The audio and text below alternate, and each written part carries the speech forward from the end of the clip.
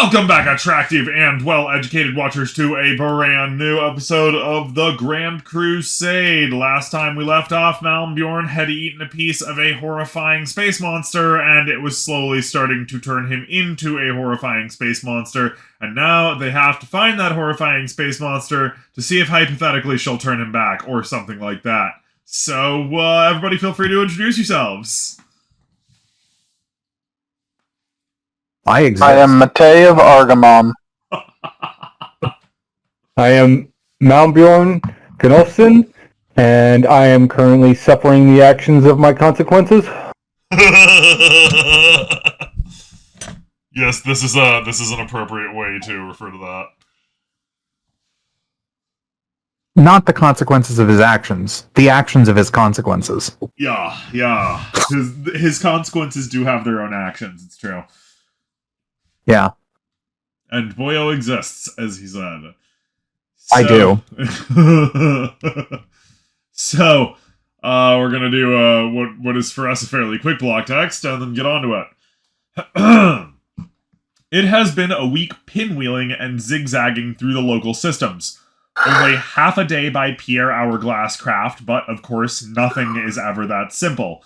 For the entire time, zipping back and forth from star to star in a pattern only the Pierre know, the ship sensors can find nothing.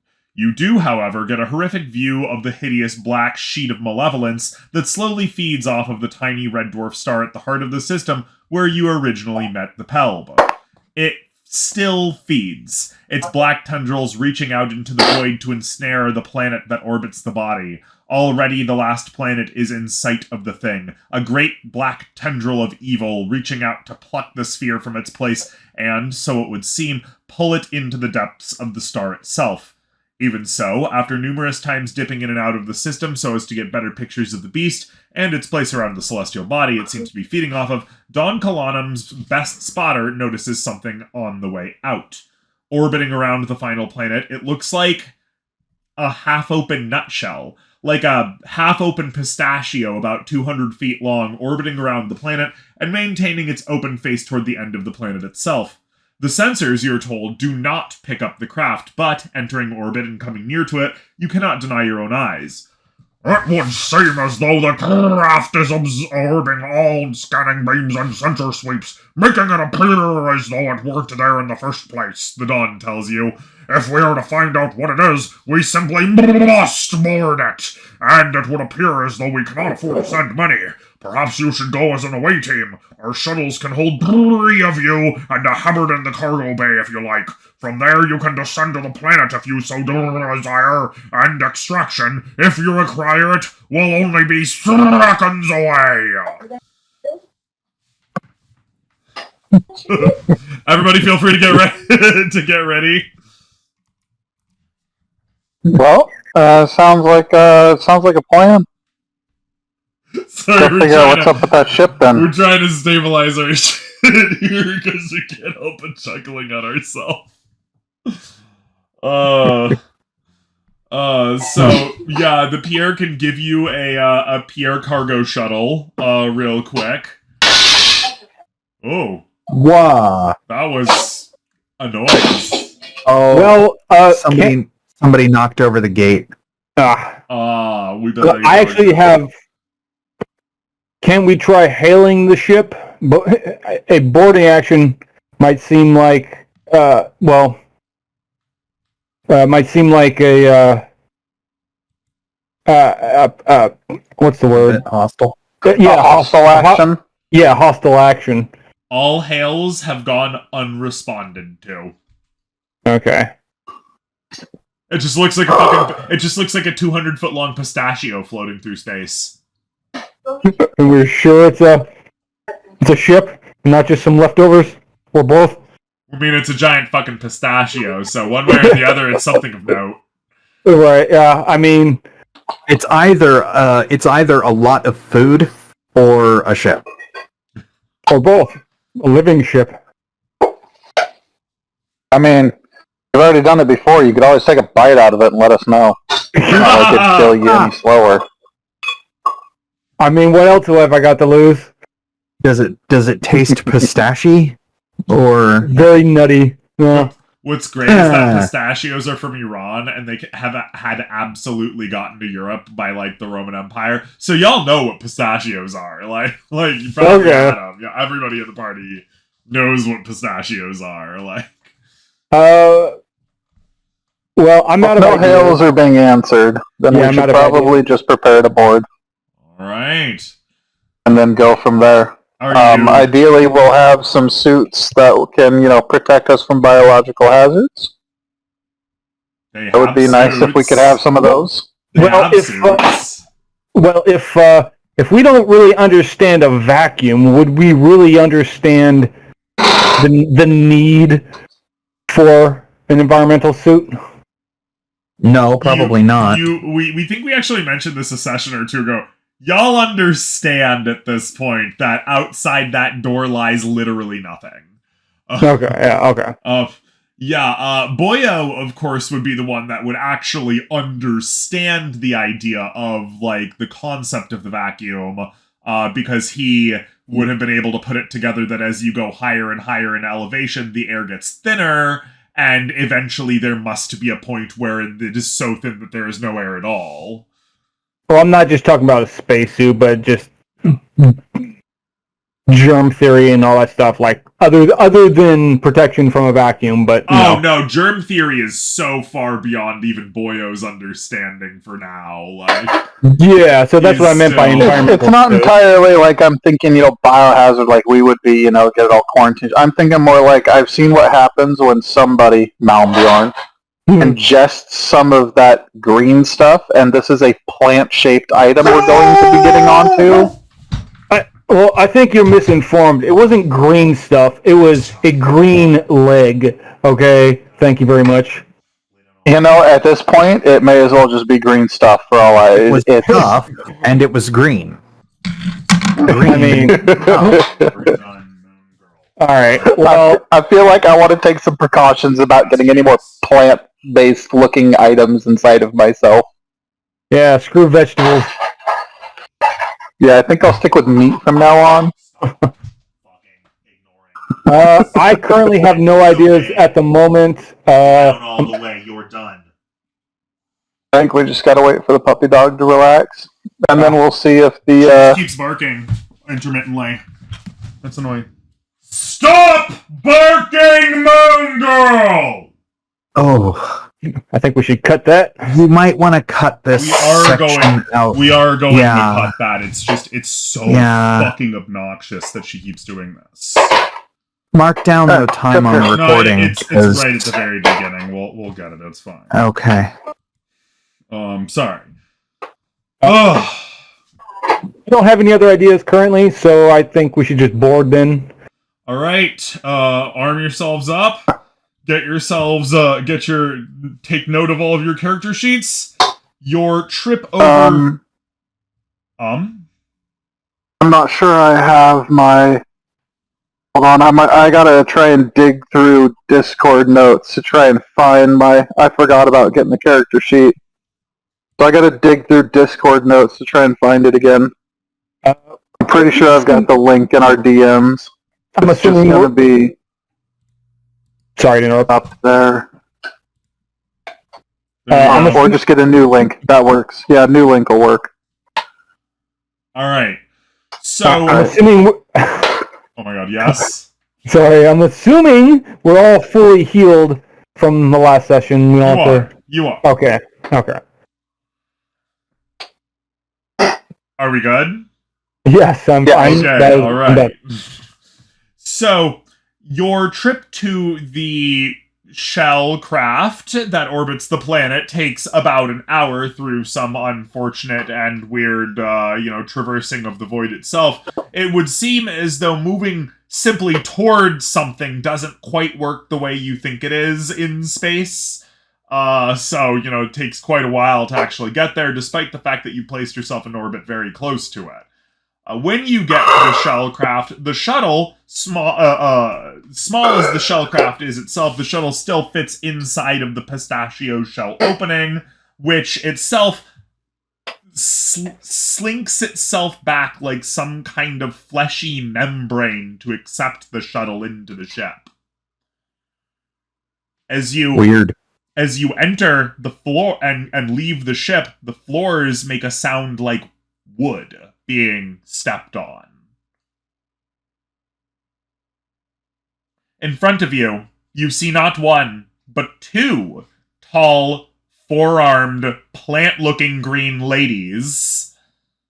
But this time, both of them seem to have strange purple shading on their arms and legs and torsos.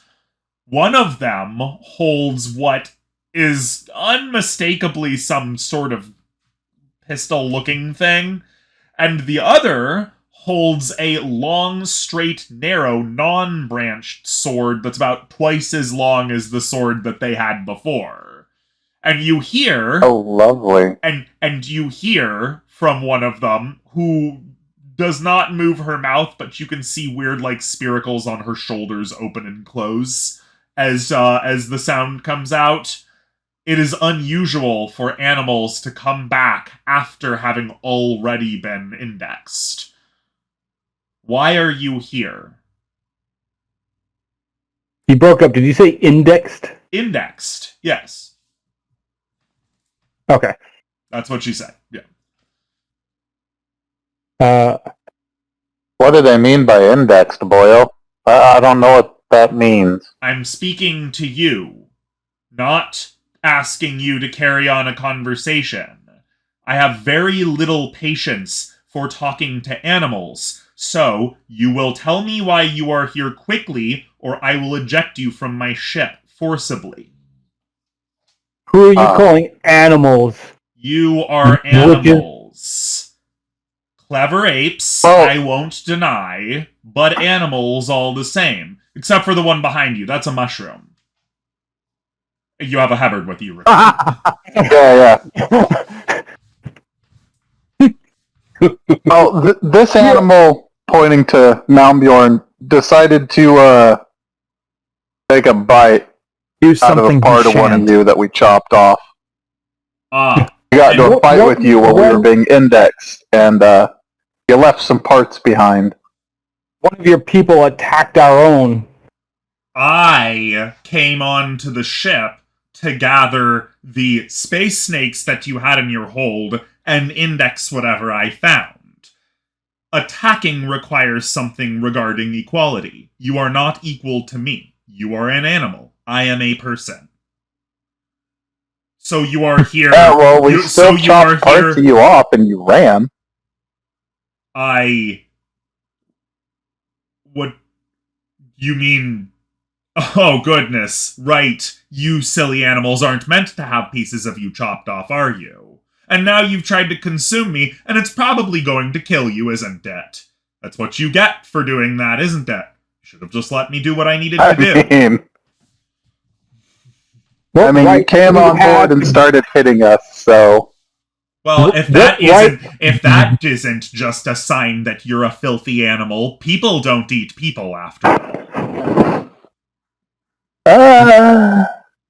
What right do you have to board our ship, attack our people, and then call us animals? You are the savages, not us.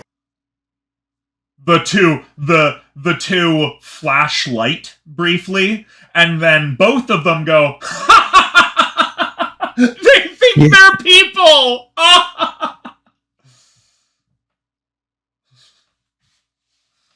think we lost you.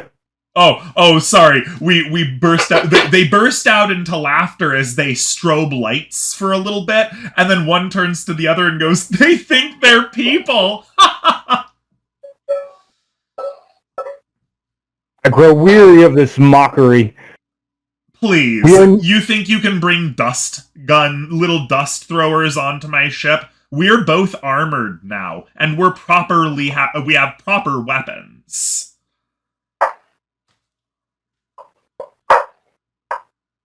Oh, you seemed rather scared of the shadow thing on the star, so we could always drag your ship over to it. I seriously doubt it. Your ship is extremely primitive. I wonder how the frog guys would take that.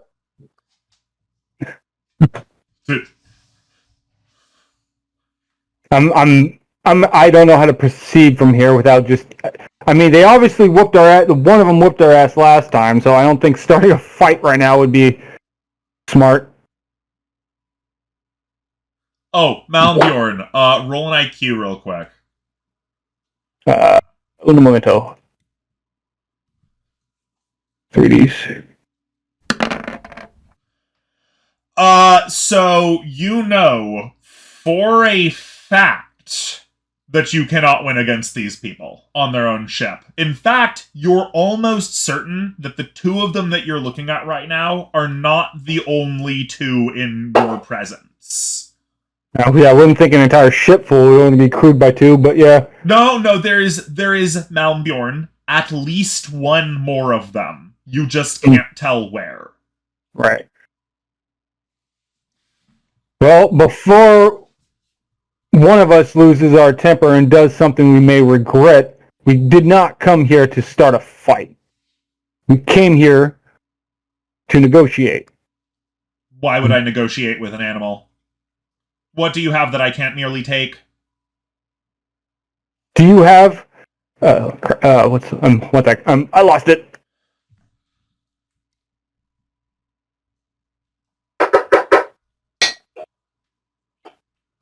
I need some help here, guys. I don't know what else to say. I'm kind of stuck. It's more that we came here to ask nicely that they help you. We didn't come here to antagonize them. Yeah. Why would I help you?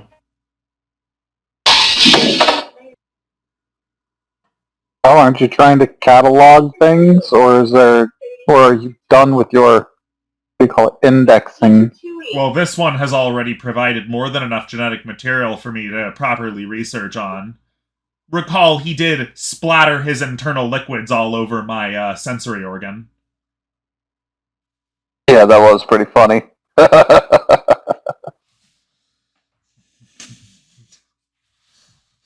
Remembering Malmbjorn going for the headbutt and then cracking his skull and splattering his blood all over her face. Yup. I'm kind of out of it. I can't get in. I can't think of anything.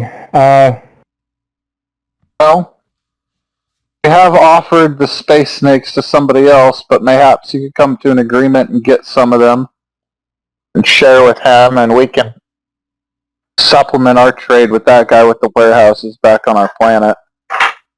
They strobe light at each other for a moment.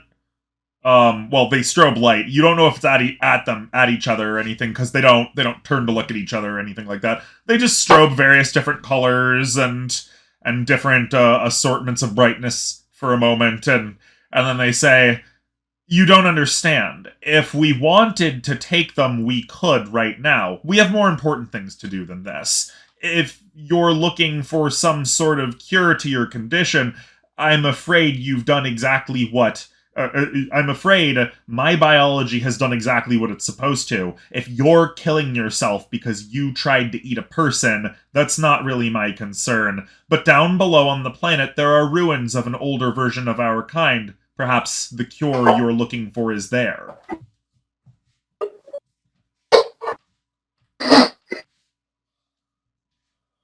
I see. Very well. And I'm just gonna I am out of it today. I am so sorry. I'm just gonna quietly speak to Matey and Boyo. I think we're done here. We're not gonna get anything else out of them. And then, as though she were right next to you, she goes, Yes, please, shoo, go off, back into the wild with you." I grit my teeth and hold my tongue. Waves her hands at you. I see no reason to sit here and be ridiculed either, so we should probably just leave. Boyo, are you gonna try to do anything or ask anything or see anything? I don't know what can be done. That's fair. All right. So you get into the ship, and then presumably you're going to go down to the planet. Yeah, I see yeah, no we're other gonna- discourse. We're gonna. Yeah, I wanna. Hail our other ship. Inform them of our next plans.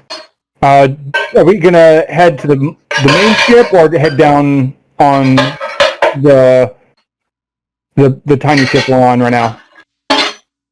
I think we should stick to the shuttle for now. Okay. So yeah, There's... Okay. Matei, could you go into, like, the study or something? Is there room there for you? I'm out in the living room. I can just deafen myself if I need to. Okay, alright. That's just people Okay. are making lots of noise, and it's yeah. Oh. Okay, then I'll just mute myself anytime I'm not talking. I'm not seeing my thing light up, so I wasn't aware that it was all coming through. No problem. Yeah, we're just over here like, oh, this is gonna be a thing, isn't it? Alright. Well,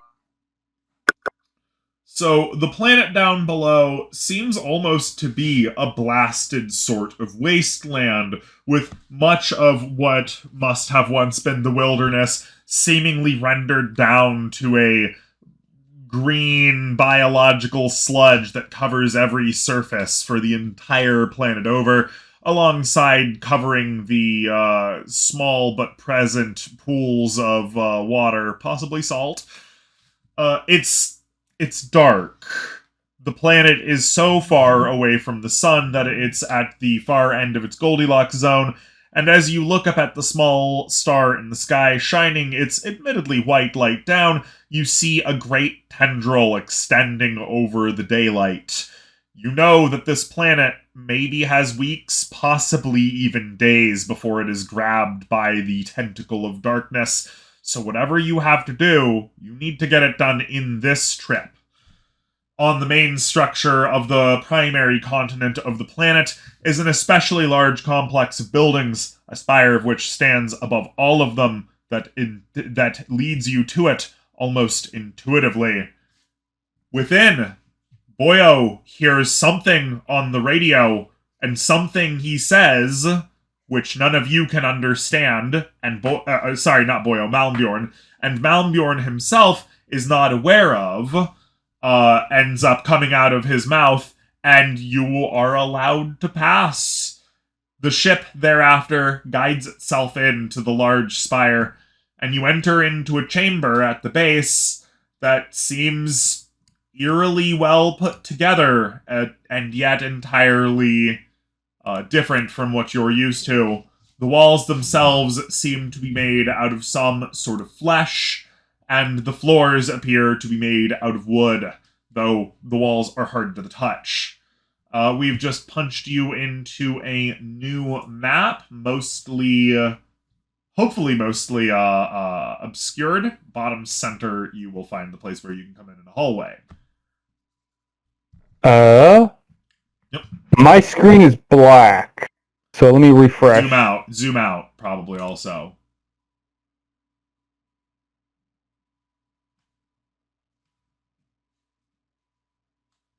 Alright, anybody in? I now have an advertisement. Okay, that's fair.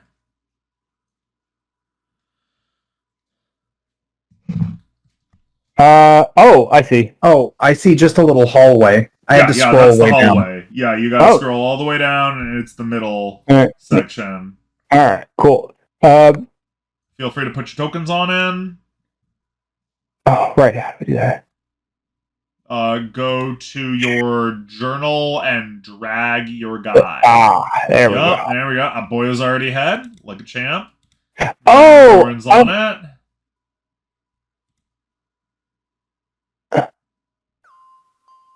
Excellent. this might not be possible for me on my phone. I don't know if I can grab things properly with how it's... You should be able to. Yeah, we've done it before. Oh, everybody's faces for the push-to-talk thing is covering... Motherfucker, will you Oh my god. Alright, hold on. How did Try you... this again. No, I'm doing the Roll20 on my phone, Oh, and everybody's faces is covering One. my journal area. mm.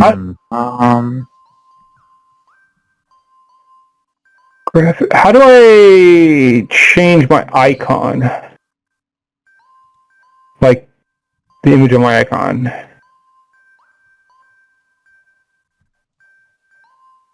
You should be able to click on your character in the journal, and go to bio and info, I think, and then edit. Ah, thank you. Yep. Hope this works.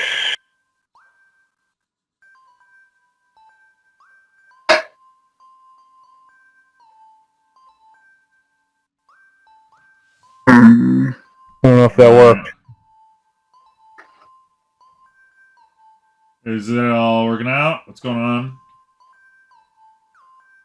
Matei, how's it looking? Oh, Malmbior has a new avatar. Oh, I guess it's just not. I guess it's just taking forever to upload or to update. Hasn't updated for me yet. Just now popped in for us, so. Yeah, it's. No, it's still the same on my end. Well, it's not on the drag and drop your guy right now. Oh, shit. Yeah, same thing. That's unfortunate. What login did I use? Give me a second. I'll mess with it later. Anyway.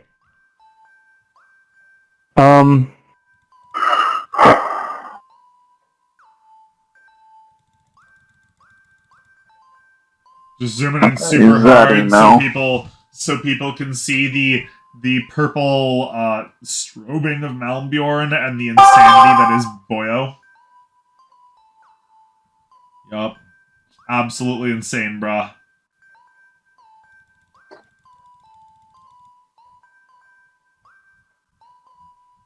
Yup.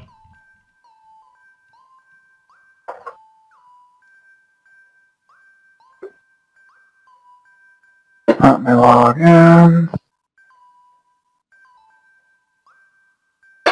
Yeah, this week is going to be a little silly. It was a little silly. We're starting like an hour late, and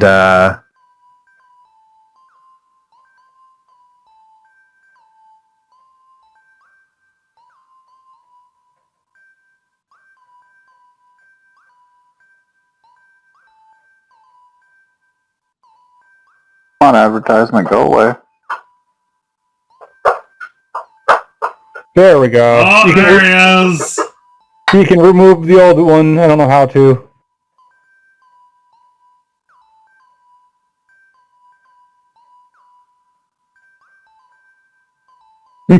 Ah, there we go.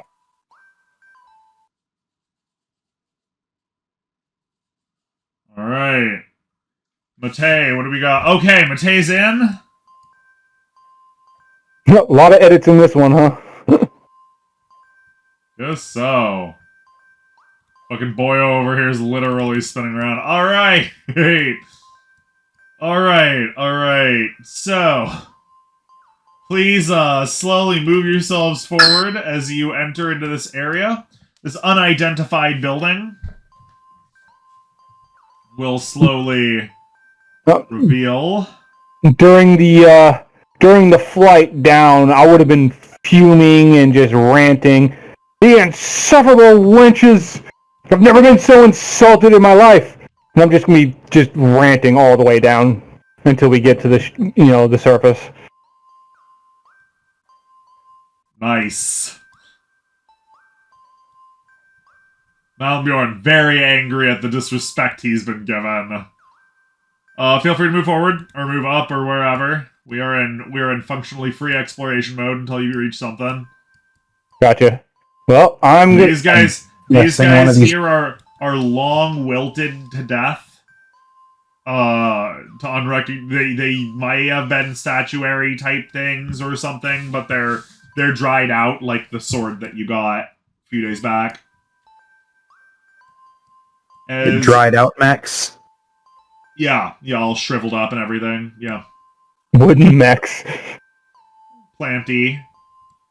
So as you travel up into here... Well, I mean, we don't. If we're I guess we're not in initiative. So this is free explore. I guess you're in free explore. So over here are what appear to be,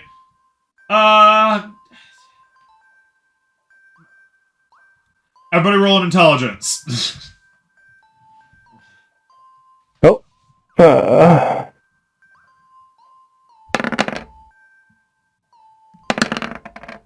I'm dumb. Boyo? I'm still using real dice if that's okay with you. Oh, right. Yeah, sure. Go ahead. Yeah. So 8. 8. So Boyo, this looks a lot like a thinking machine console that you saw like from a Hebard area, but it's like made of shell or whatever and membrane that's all dried out and everything. Malbjorn, you understand that this room is like a lobby, like a place for these places over here are like desks, like with For computers at them. scribes and administration stuff. Yeah. By your area. Speaking of Hubbard, did the Hubbard NPC come with us? Yes, actually, it did, and pardon us whilst we get what we should have gotten earlier. No.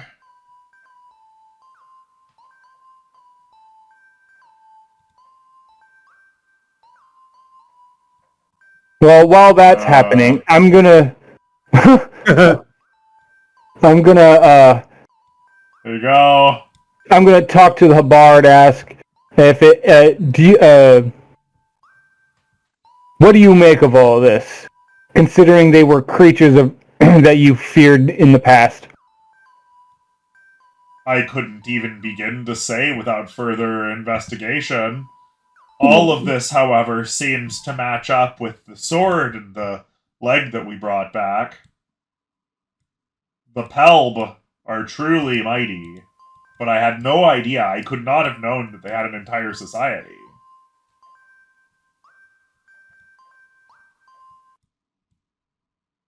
Yeah, these are people that they thought were a myth.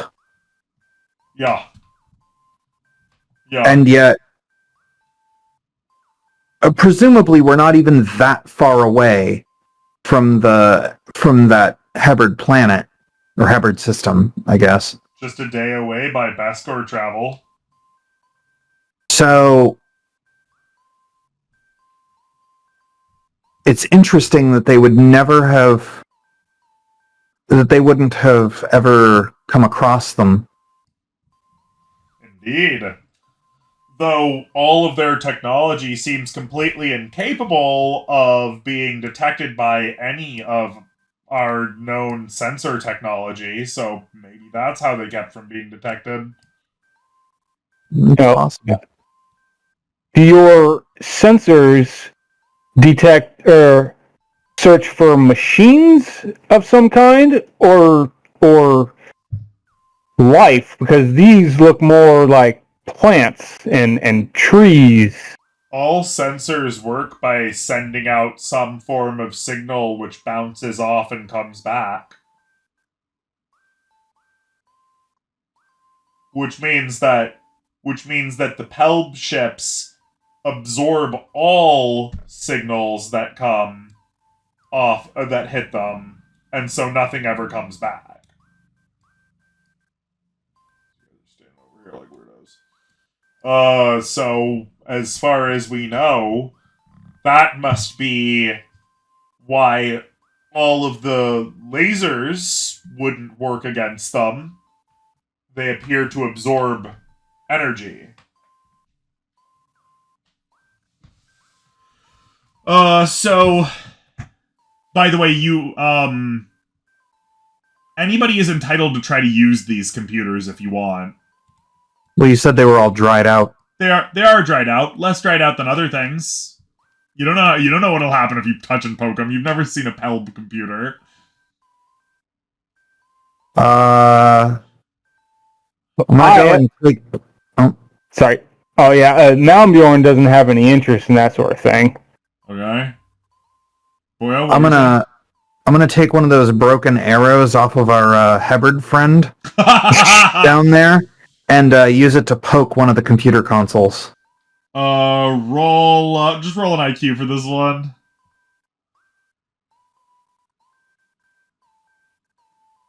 Oh wow, another 8, a 6 and 2 1s. Alright. Last time it was a 5, a 2, and a 1. It's still hard and resilient to poking. But it doesn't try to stab me? It doesn't fight back, no, not this time. Not this time. Presumably you're like over here. Yeah. Sorry, I forgot to move myself first. Alright. We like how surly this Hubbard looks. Yeah.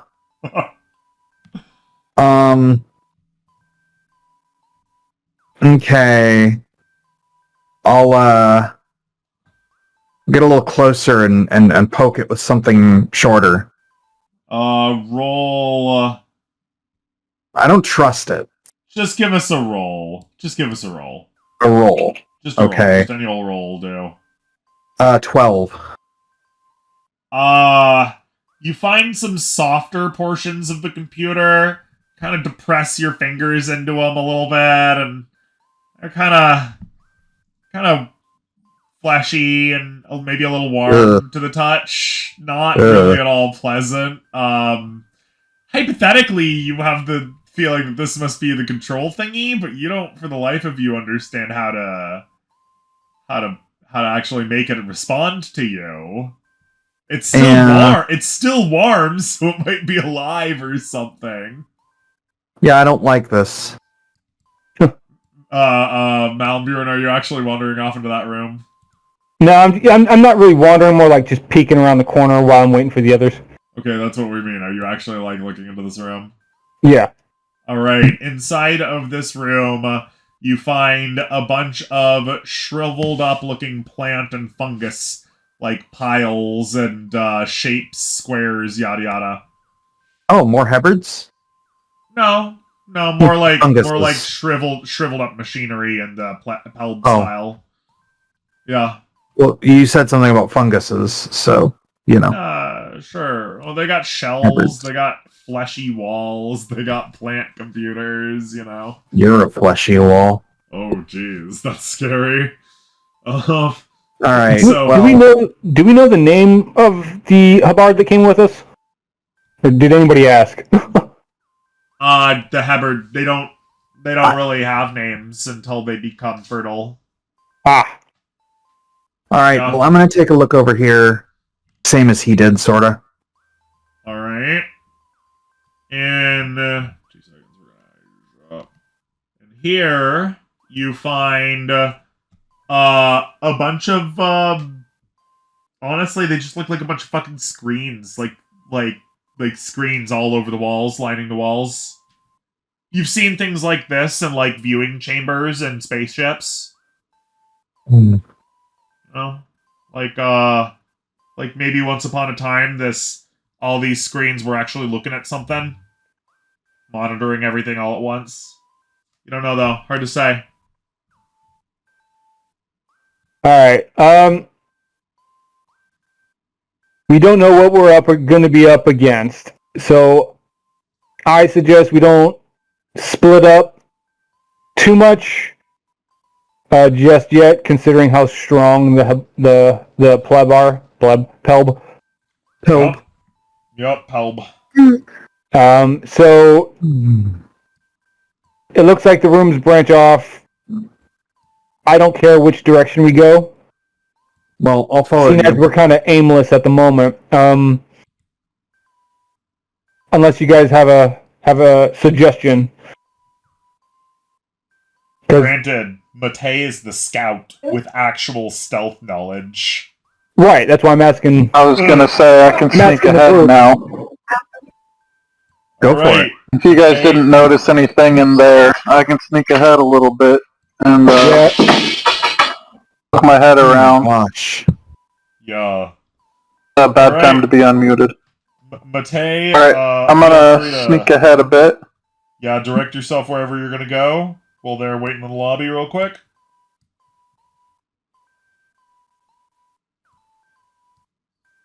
Are you moving your guy, or... Okay. Alright. Ooh, very exciting times. 2 seconds, we have to do a thing real quick. Yeah...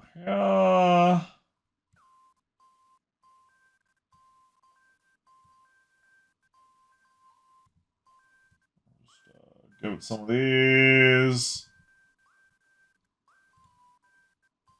Alright, y'all seeing this? Are they big carpets?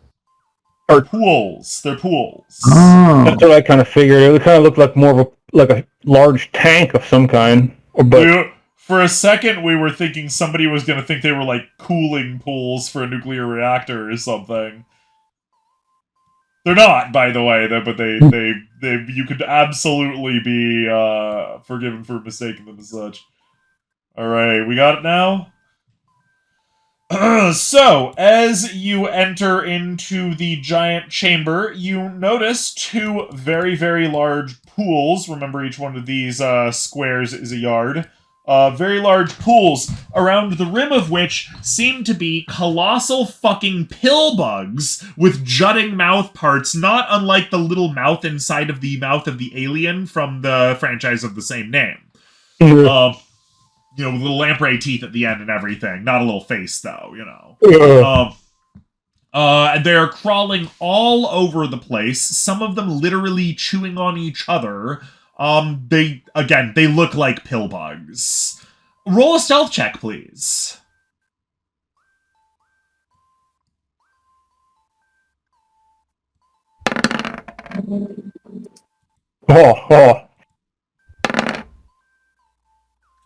They don't seem to notice you.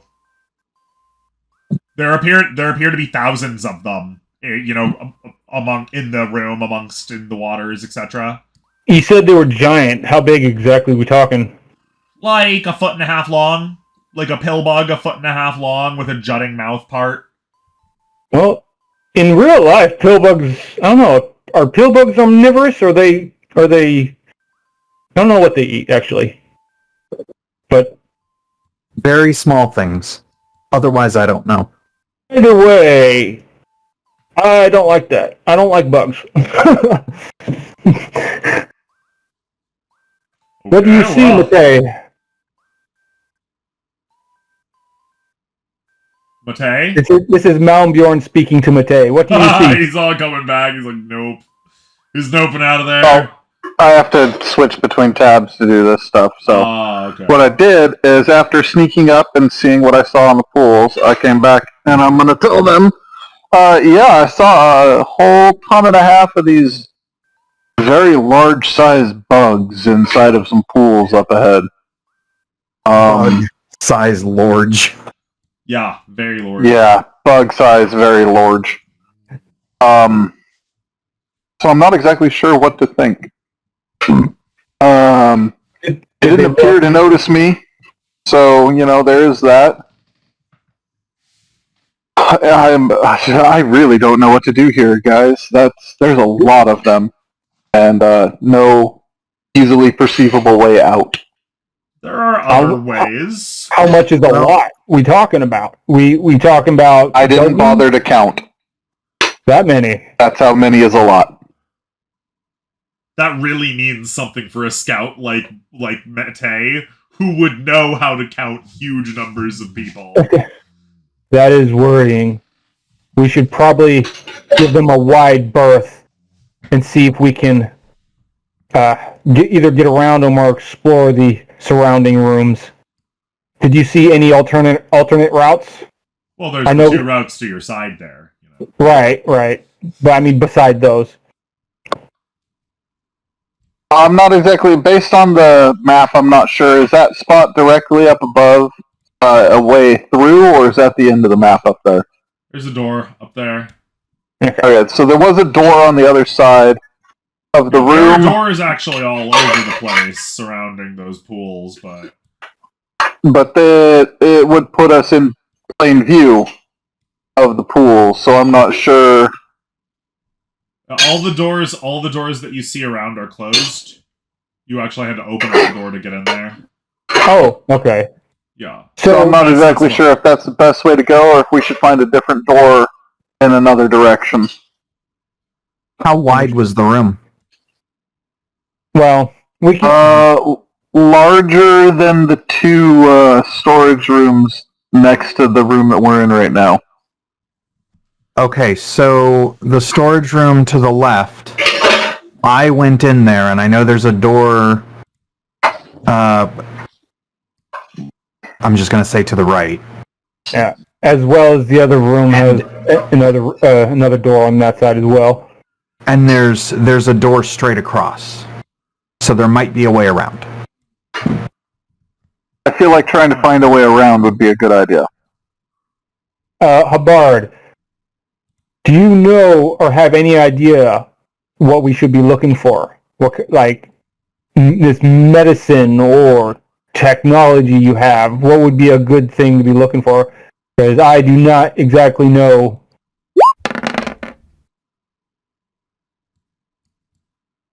If I can find a more advanced console than this, I might be able to get it working. He says after checking the what amounts to the lobby console. Boyo, did you say there were consoles in the other room? There are what look to be screens. All right.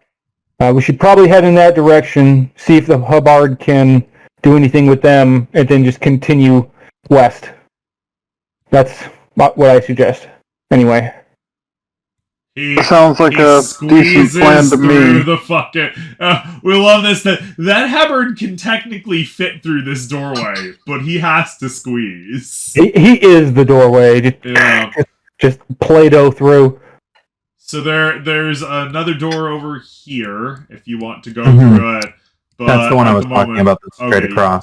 And on the left and right, I know this map isn't kind of really identical, but are you going to say those are stairs or just racks? Just racks. Sorry. Okay. This is all. And I'm guessing the door north of us is technically closed. Yeah.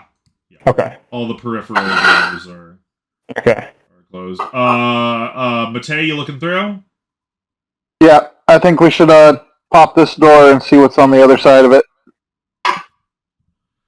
As you open the door, Matei, you notice it looks like a bunch of like tablet computers like you got from the Beskor warehouses or whatever, but they're all made of like shell and stuff. Just lying in piles kind of all over the place. The thing in the center is a giant like shelving unit on a grav track, so it just kind of floats off the ground as you enter.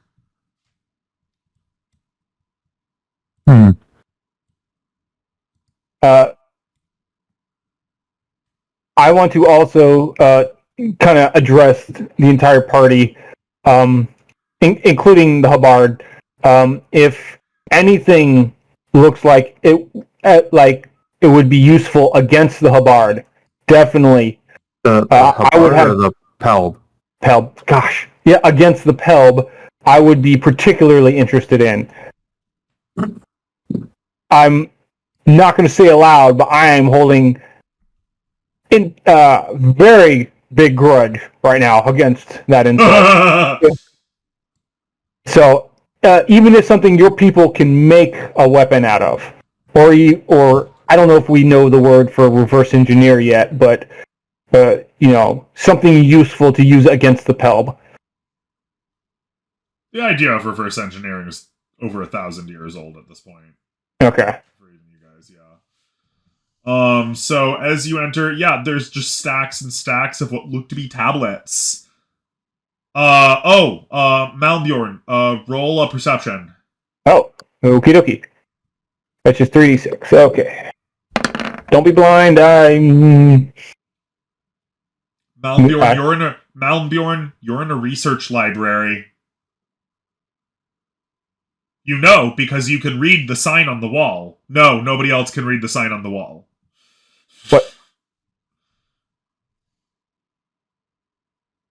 Research laboratory creche project is what it says.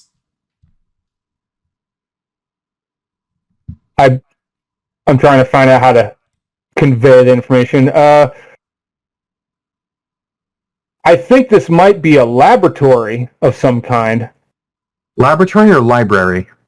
Library. This is the library. Research library. Okay, a library of some kind. How do you know? I point to the sign like it's obvious, and don't say anything else. It says right there. Boyo, it just literally looks like a bunch of scratches and dots to you on the wall. Okay. Do I...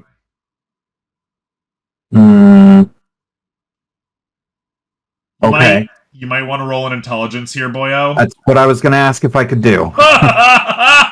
we can hear the gears turning in your head here. Like, holy shit! 7, 4, 2, 1. Well, you know that the Hebbard Empress Annapel told you that in time the thing would start taking over his body and start consuming it and hijacking his anatomy. Mm-hmm. This might be him slowly turning into a Pelb. He understands their language now.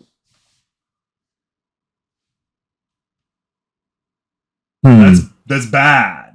Like it's useful, but that's bad. So it looks like the only person who can understand the scratches you're looking at there, Malmbjorn, is you, because you're pointing at that and telling us that it says library. I'm pointing at that and telling you that says scratch dot scratch scratch dot dot. Yeah, basically. What are you talking about? It says research library right there. Can you not read? No, I cannot read scratch dot scratch scratch dot dot.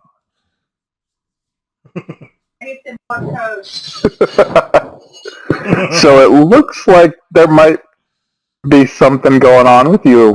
I mean, Boyo, you know from experience, Boyo, that languages can in fact be shoved into the human brain. Yeah. What we got? Well. Oh.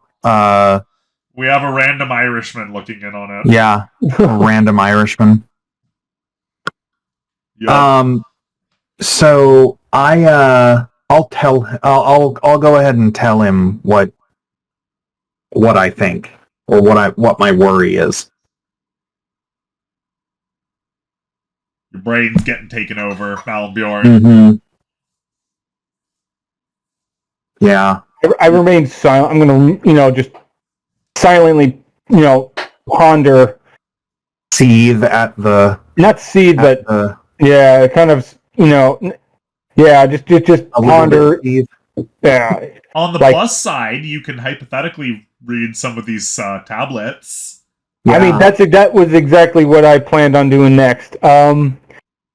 So I'm gonna start thumbing through, searching specifically on, I guess, Pelb,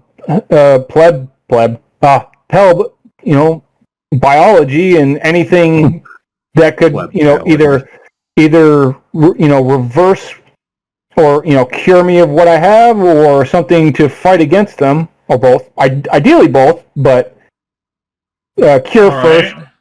I'm going to specifically search for that stuff. Roll a research. Oh, this is going to be very bad, everybody, because I am not going to roll good on this. I don't have that skill, by the way, FYI. So it's just a raw intelligence, I think, then, isn't it? Which is actually... It's actually a success. Oh, So, you don't, unfortunately, find a cure, but you do find out that the Creche Project is a never-before-imagined experiment of raising children, which you learn from the actual statement itself is just a thing that the Mlemblep do not do. In billions of years of their species' existence, in the current form of their society, no Mlemblep has ever raised one of their children, making this the first study to ever be attempted in the subject. Here, in this area, there should be all of the quote-unquote samples necessary to begin anew a crowning experiment in Mlemblep culture. so this ancient culture was called the Blemblap? Mlemblep.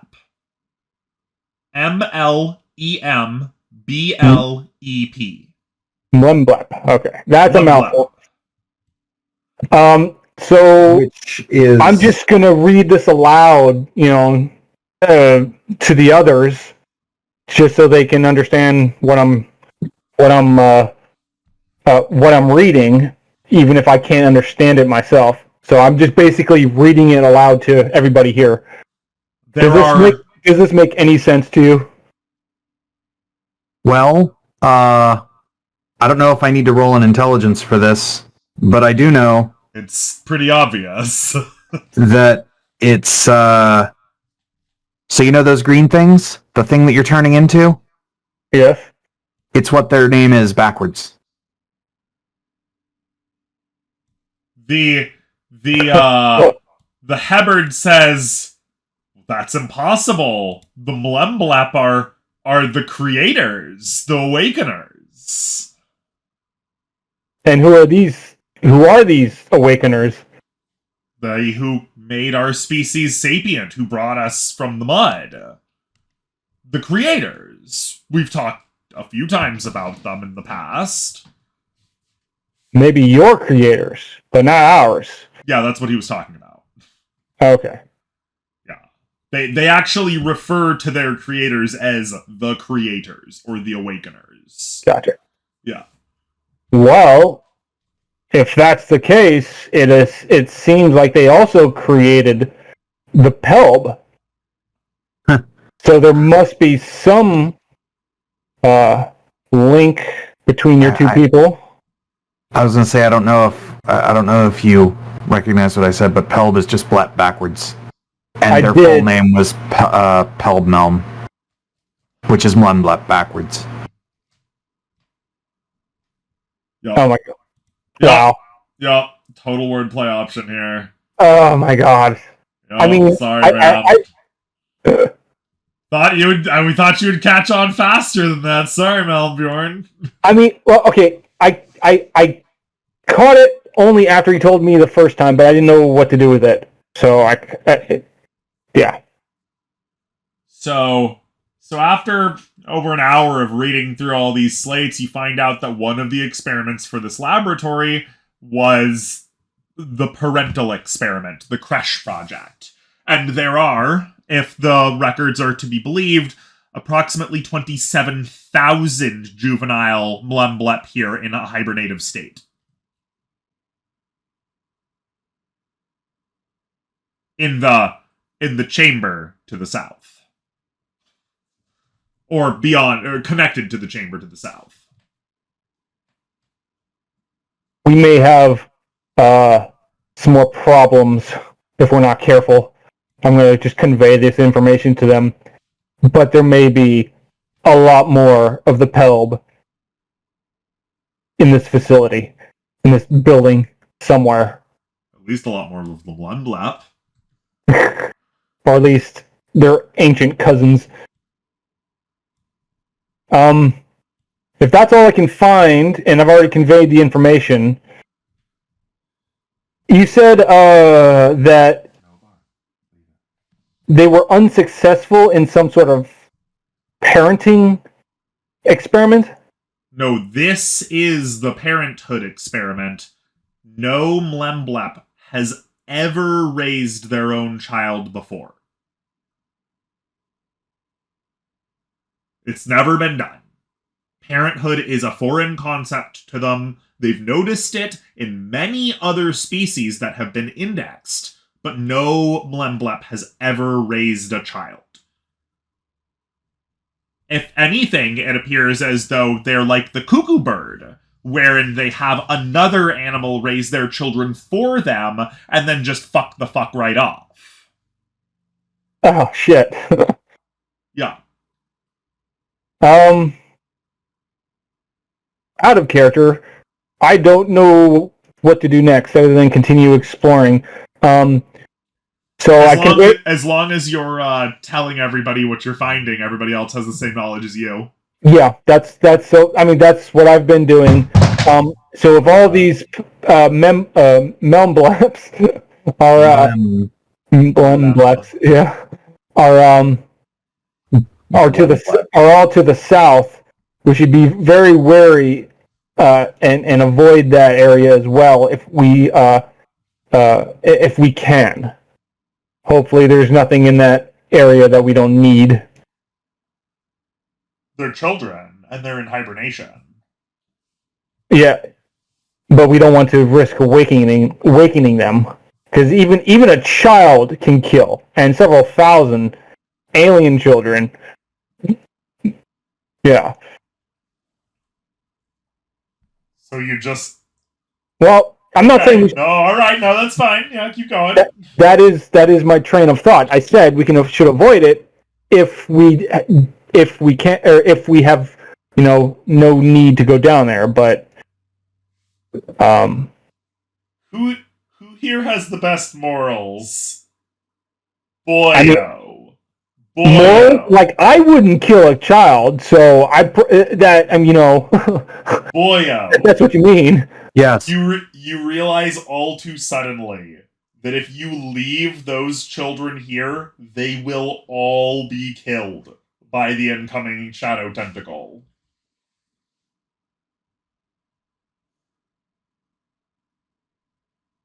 I don't like that.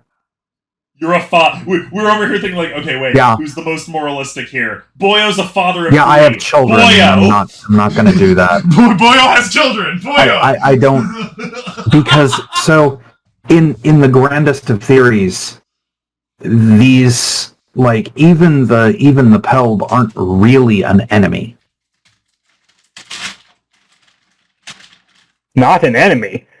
They attacked our ship. How is that not an enemy? They didn't try to kill you. Could have fooled me. I don't. Their actions betray their actions betray their words.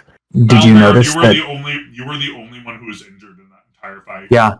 Well, did you notice that everyone else that was downed was only stunned? Yeah, they got up in 12 hours.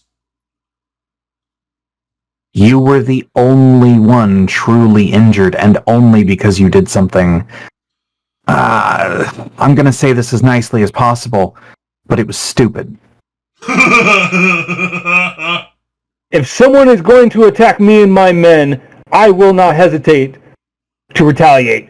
Such a Varangian way of looking at things. We love it. Well,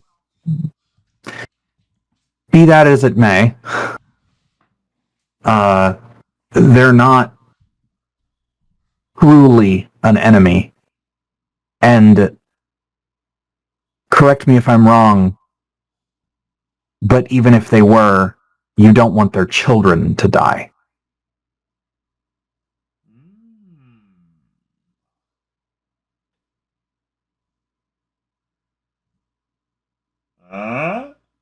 I bite my tongue, holding back my rage against the Pelb, but I cannot deny your words. While Even they if you are want to. not human, I do not agree with children dying unnecessarily. But we do So- not have the capability of carrying this many, and we are You do. wasting time. You We do. know there's- You do. we know have, there's you have an lots of them. extraction. Yeah. We know there's lots of them, but we also don't know how large they are. They might be tiny. You have a cargo freighter. Remember, Oh, we have a like, cargo you, ship. you have a full-on cargo ship that's holding by an orbit for fast extraction right now. So, like, you can carry some shit. Like, carrying Okay. stuff is possible.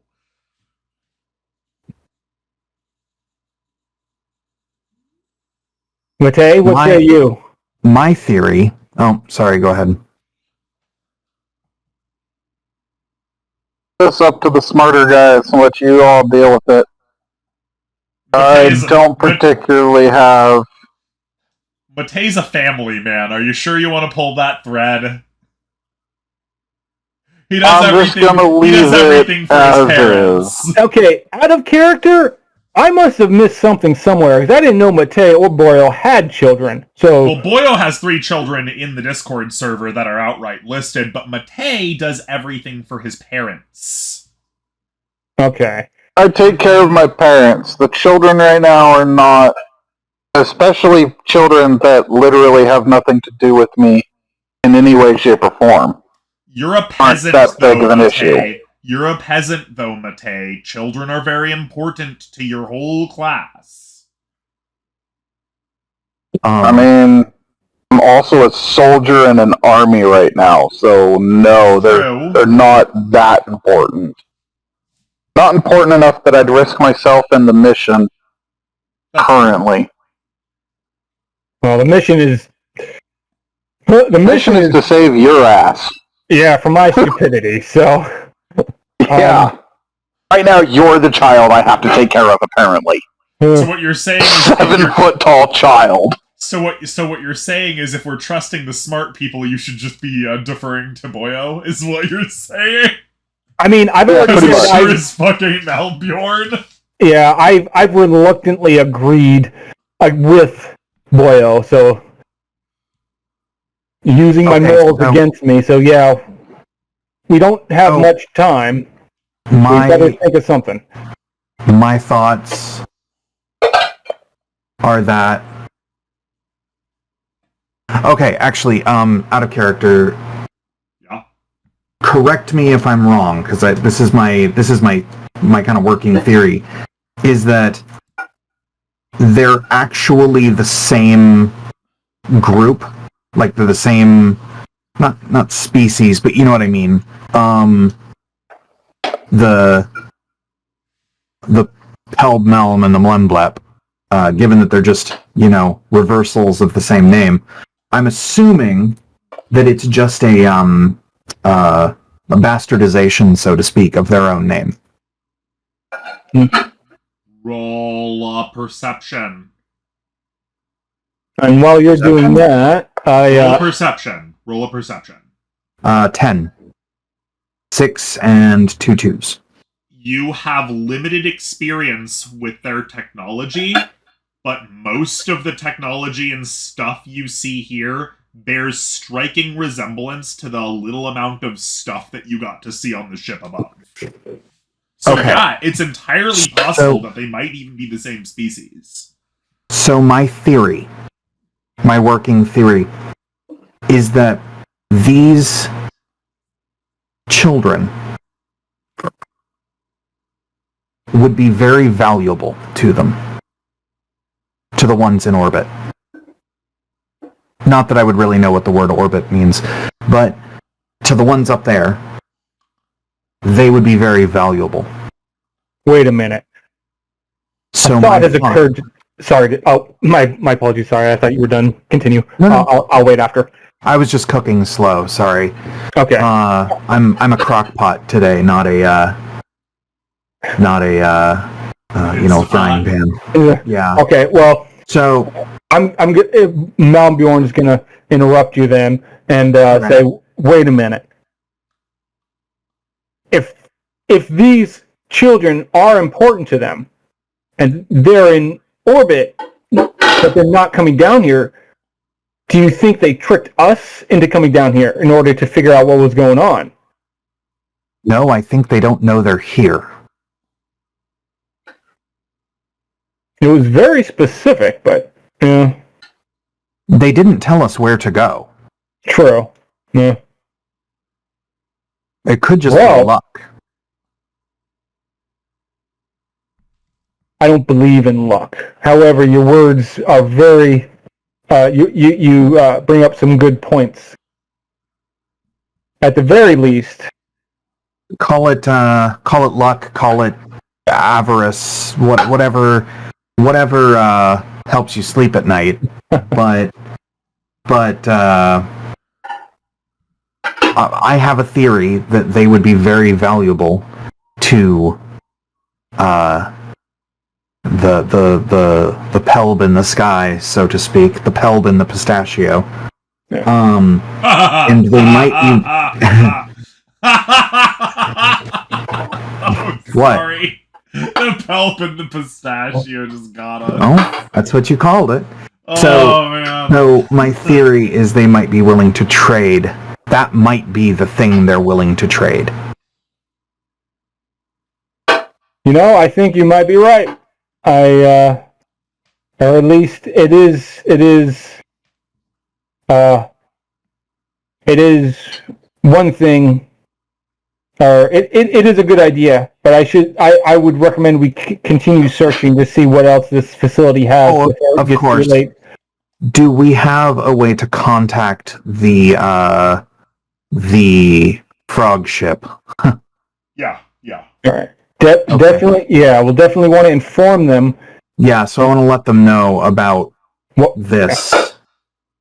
Yeah.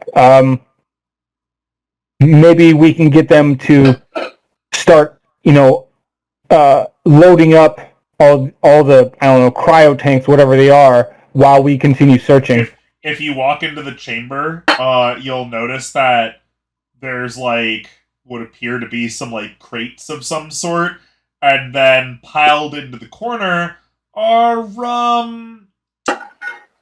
how do we explain this? You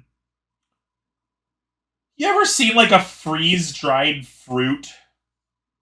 Yes. You know how that's been smashed up into a puck or whatever? Kind of. It's a bunch of those. A bunch of freeze-dried looking pucks of plant matter, shaped more or less into little cubes. And by little we mean 1.5 foot on each side.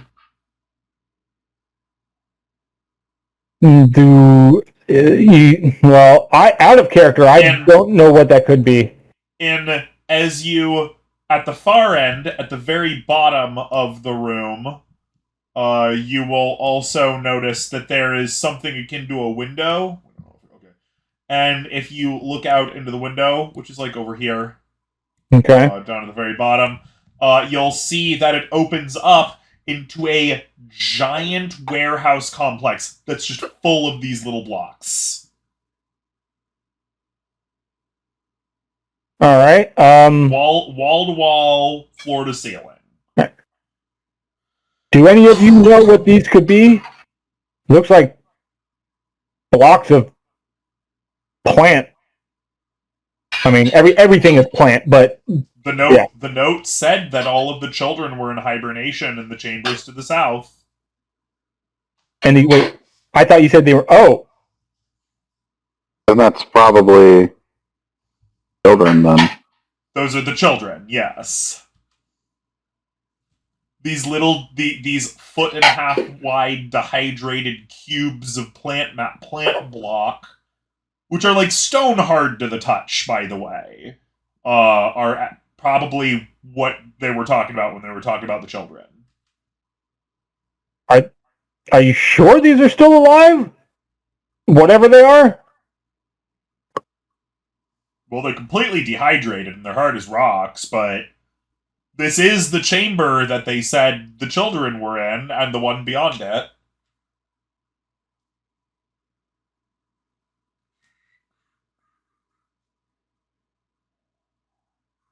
I'd say we call the Pierre and discuss it with him because I got no ideas. see about getting them out of here. Well, it'll be a lot of effort if it turns out to be nothing. I mean, they don't look like anything. They just look like a block. I mean, I can't identify them as. But yeah. And the adults of their species look like living plants. Or look like sentient plants. So we have no idea what they would look like. You said there were some crates? Yeah, there's like crate-looking things. If you open one of the crates, it's kind of full of like a weird golden dust of some sort in little granules, like salt. It's crushable in the finger, so it's not metal. But you don't know what it is right now. Okay. So you said wall to wall, floor to ceiling, all the way back. Not the chamber that you can see at the bottom there, but beyond the window beyond it. There's an entry hatch and everything. Yeah, it's like a big warehouse. Okay. We'll go with your plan. Sorry. Can I estimate how many there would be? Thousands, tens of thousands. About 25,000? 25 to 27,000, yeah. But it's probably what they were talking about. Okay. Yep. These are, as far as you can tell, Mlem children. Then I will give the Pierre a call and let them know what I'm thinking. 2 seconds. Wait, have we found a console to use yet? We told you have a radio. Oh, right, the radio. Yeah. So, as you tell him, my God, I'll tell you what, this might be one of the greatest discoveries of all Pierre time. Don't worry here, gentlemen. We'll have everything absolutely ready to pull out as quickly as possible. Do not forget to tell them they're not for sale. Yeah, and don't forget to tell them to be discreet, both from the Pelb in orbit, but also to not rile up these bugs that are in here. Oh, the Pelb! Oh, gracious, I'm sorry to tell you, it appears as though the Frel ship has broken orbit and flown off into past the heliosphere. Well, what now, boyo?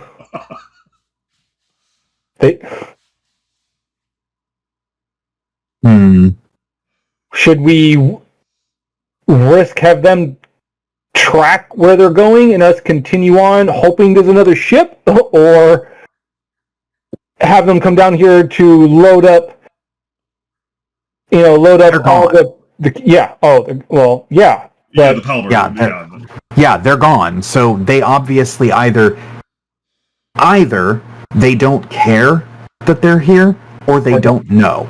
Yeah. It's one or the other. More likely, they don't know. Okay. So, just using basic logic, it's more likely that they don't know. You also know that they don't have a concept of parenthood. Yeah. So maybe they don't care if they did know, you know? That's true, but also we know that they were trying to experiment with it, which is important. Sure, some ancient people were. But we don't know how successful that was. Maybe they were working at it in other places. That's fair. Maybe this is only one of the potential places where it could have been tested. We don't know.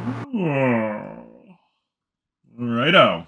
So again, we don't know if they're, This is out of my field of expertise, really. So I am going to defer to you. Then it's. I don't know either. I'm making guesses. Yeah. Well, nevertheless, the Pierre are absolutely standing ready to load up the ship whenever you call in for extraction. All right, we need to move this along. So have them load it up. Let's start heading north. All right, you move into the next door chamber. See, Malmbjorn's already in it. And when you enter, you find a chamber that is extremely cold, by the way. Everybody, when you enter, roll a health check. I'm standing on this side. Oh, okay. Well, I just wanna look through. Malmbjorn, roll a health. Alright. Because I was going to wait for our scout. Oh, I failed. Malmbjorn, it's fucking hella cold in here. You are in long enough to see walls and tables all over the place lined with jars of liquid with little balls in them that seem to be frozen. Now, are we talking about, like, walk-in freezer cold or colder than that? Like, even colder than that. You can stay in for a little bit, but not for long. Fascinatingly, the Hebbard seems to be totally fine. Yeah, I was going to say that Hebbard's probably fine with that thick coat. That's not really that Lord, it's fascinating. cold. It's a fungal bear. Yeah. Good lord, it's cold. I don't know if I can... But otherwise, it seems completely safe. Matei, are you close enough that you can look into the room? I can look straight forward, it looks like. You see frozen. You see a frozen one of those pillbug things on the floor, all rolled on its side, frozen. Oh, well then I point that out to the rest of the group. Hey, that's that thing on the floor over there that's all rolled up and frozen? Yeah, that's what's in those pools over on the other side of the wall to our right here. Is the door to the east open or closed? Everything going into the central pool chambers is closed. Okay. Well, if it seems safe, I'm just going to just approach the corpse of the pillbug and inspect it. Do I notice anything out of the ordinary? It's a giant fucking pillbug with frozen open jutting mouth parts with a lamprey mouth at the end, with little teeth. If you touch it, it's so brittle it falls to pieces. It's a literal block of ice. Yeah. Yeah. As we said, all of the jars surrounding you and everything are just full of little they look like frog's eggs, honestly. I can't make out anything in this room. You do see a sign that says spawn containment. Okay, I'm just going to pass that along. Another sign, and I'm pointed out. Spawn containment. No. Spawn of those pillbug things? I don't know. It just says spawn containment. And I just got the joke. Huh? If there is one. Or my mind There's no joke. Okay, well, I guess I just got a dirty mind then. Yeah. Alright. Yeah, so it's exceedingly cold in there, and there's a bunch of jars of various different weird frog spawn looking eggs and things. I'm going to address the Hubbard one again. Do you make out anything, or do you have any idea what they were doing in here? Just other than containing spawn? Yeah, it would have more. It looks like some kind of cryogenics vault. Cryo what? They freeze things. You can freeze living animals or their eggs and seed and keep it for later. Oh. Like a cold food storage or sounds like cold food storage. Yes, but much colder. Clearly. Anything in here that might be of use to us? Do you believe? We're still grasping in the dark. I would not know what any of these creatures are, but if they are important, perhaps you should gather up some. A jar or three? Maybe? Well, I'm gonna pick up the closest jar to me, or closest jar that's near me, and inspect it. And I guess. Are your hands bare? They shouldn't be. I should have my armor on. Okay. My gauntlets. You realize quite quickly that you don't want to have this anywhere near your skin as you're touching it. Okay. It's very, very cold. It's very, very, very cold. Yeah. I'm gonna put it back down. Maybe we should probably, wait until later. Leave them. We don't have any means of keeping it cold anyway. Are you guys just letting me do all the stupid right now? Just hanging outside the door. Yeah, it appears to be it. Yeah. I mean, you're the guy who ate part of an alien, so high risk, high reward. Well, before I start freezing and actually start taking damage, I'm gonna actually go up north and peek into the next room. It's too damn cold in here. I'm continuing onward. We'll wait for you to yell back. Yell. Don't yell, but you know what I mean. Ooh, computers. Sorry, I know I don't see it. That looks like a bathroom. You're a bathroom. This is as you enter in, you see a sign of scratches on the walls that basically says relaxation chamber 1. Recreation area. Alright. These beds and everything are actually like tables. Pretend the walls aren't there on the inside. And I don't spot any potential threats? Or no potential threats, but back here, here, there's another little tablet thing on a table. Well, I didn't think I'd be able to see that if they're in contained rooms, but they're not. No, as we said, ignore the walls there. They're not. Oh, ignore the. Okay, gotcha. I'm gonna, wave at the others, to signal them to come on through.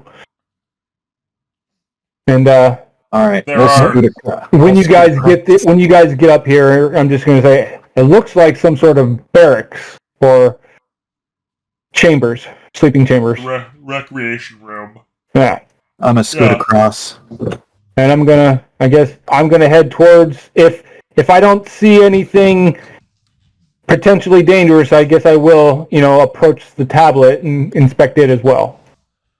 The tablet talks about Abomination Notes 27.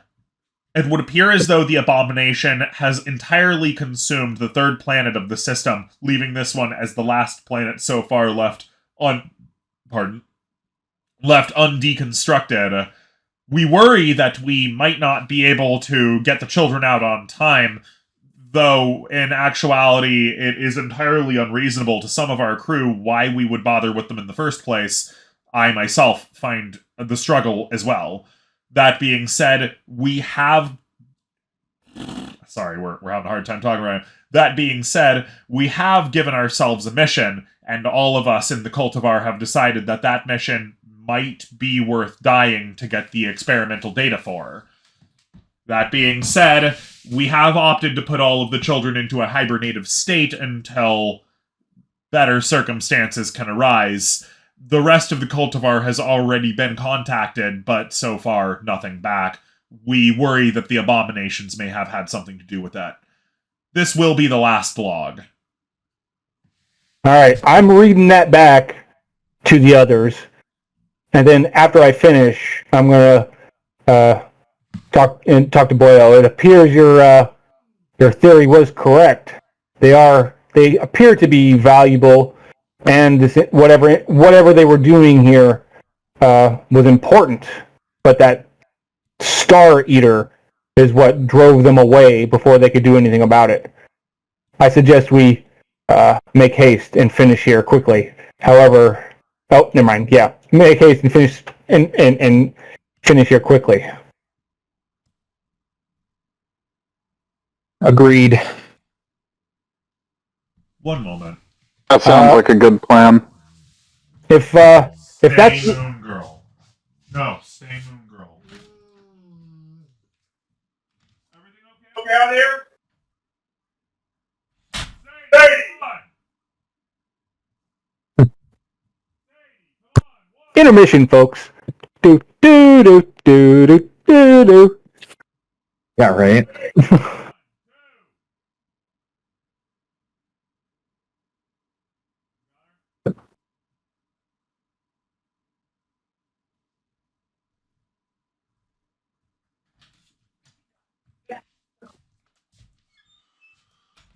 Sorry about that, guys. One of our dogs not being very good. She's still a puppy. Yeah. She's just a baby. So yeah, these are just like a rec chamber or whatever. Is there anything else? Anything else such as crates, things of just a general cursory search? Anything else of note? You see a couple of notes that say a whole bunch of sciencey shit, something about the Mana program. Yeah. Well, I'm just Mana to you, by the way, means a specific thing.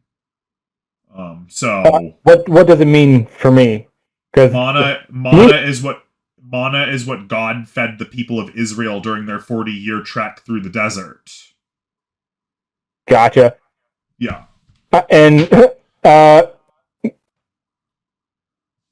if I'm going to take a look at that document specifically, I guess, then and take a closer look and read it. Does it? And do it's just a bunch of sciencey shit you can't even make sense of. Okay. It's like looking at a high-level genetics scholarly article or whatever. Gotcha. If it's easily pocketable, I'm just gonna take the documents with me and inspect it later. Sure. I don't know how many there are. Just how many. Put in your character sheet. Mana program information tablet.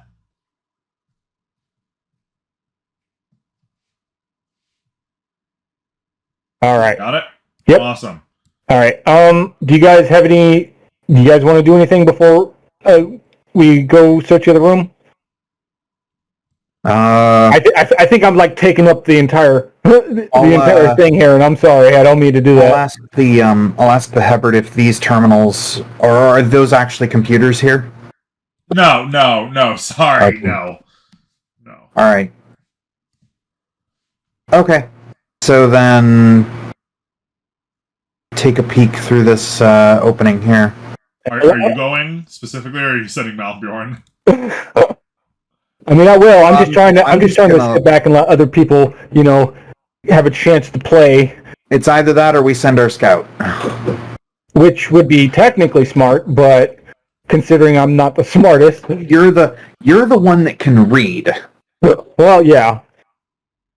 That's kind of why I've been letting Malbjorn go ahead, is because he seems to be able to read stuff. This is kind of the Malmy Boy arc. Yeah, this is kind of your arc at the moment. All right. As I approach this door before I go in, do I see any signage before I peek through? Data center. All right. And I just reply, I just read it off for Boyo, and then I peek my head in. What we got here isn't actually indicative of what you see. What you instead see is it's kind of like the screen room, in that there are a bunch of shell-looking made-up screens on the wall. But unlike in the screen room, there are a bunch of actual consoles to go around in, and the Hebert can set up at one of these consoles and start working. But he'll literally just tell you, do what you want, this will take some time. Beepity beepity beepity beepity beep. Yeah, so there's a bunch of shell screens and things like that. Malbjorn, this is actually a treasure for you because you can read everything. You know exactly what screens are entertainment screens, you know exactly what screens are education screens, and so forth. All right. Yeah, there are a whole bunch of education screens, by the way. Okay. Yeah, you even know how to use them. Okay, then. I'm going to inform both Mate and Boyo about that. I will probably stay here with the Habard to help him decipher and find things. And if we find anything of use to you two, I can call you on the radio and inform you. Do we have more than one radio? Yeah. You can Oh, great. Great. Okay, so I will. I'll continue looking over toward the right. Sorry, I never moved my. Keep your eyes peeled. Okay. We do not want to. Alert. I'll stick with Boyle. Bugs. Yeah, stick with Boyle. The fewer people we have, the less secure we are. This place is obviously like a big laboratory. It's got all sorts of personal stations, it's got weird machines, it's got screens, it's got containers full of weird noxious chemicals, it's got a giant fucking computer interface in the back. Oh, it's obviously a laboratory. And also, it's becoming extremely relevant to bring this sound back. Yeah, there we go. I can you barely. And that mushroom music, man. You're not supposed to talk about it. I can barely hear whatever you're playing, and I don't even know what's supposed to signify. Okay, there we go. Malmbjorn, that's what you've been hearing the entire time. Oh, I see. So he's the only one that was supposed to be able to hear that. Yeah, I can't hear it. Nobody else can hear it. That's fair. I can't mute it. There's no mute button. Oh, that's really shitty. Sorry. Yeah, there's no mute button for us. Okay, I didn't understand. I only just got your messages a little while ago. That's lame. No, we sent that to you as soon as you came in. Okay, what I can do... okay, I found it. It's in the settings menu on the top right. 2 to the right of the speaker. Audio, video, and then there's a master music volume level. Oh. Yep. The mute button that you can see is just for the GM. Huh. Because we don't have any controls on that page. So yeah, Malmbjorn, you've just been hearing this jingling in the background, basically ding ding ding ding ding all this time, the whole time you've been here. I'm just gonna radio in. Does anybody else hear that ringing? It's driving me up the wall. What was that? That was Sadie. Oh, probably being an idiot. Okay. Does anybody else hear that ringing? It's driving me up the wall. Not a bit. No, I don't hear nothing, buddy. Hubbard doesn't know what you're talking about. I'm gonna, dig my finger in my ear, trying to clear out whatever's in there. You're driving me mad. I mean, an excellent idea. Roll a will. Roll a what? A will. A will. You just cursed yourself, bud. Oh. It's the same as your IQ. Hang on one moment.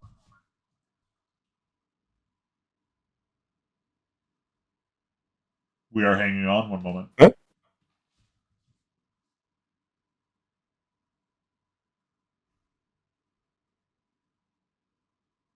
Don't know what's going on. Sorry, guys. Yeah, I don't know either.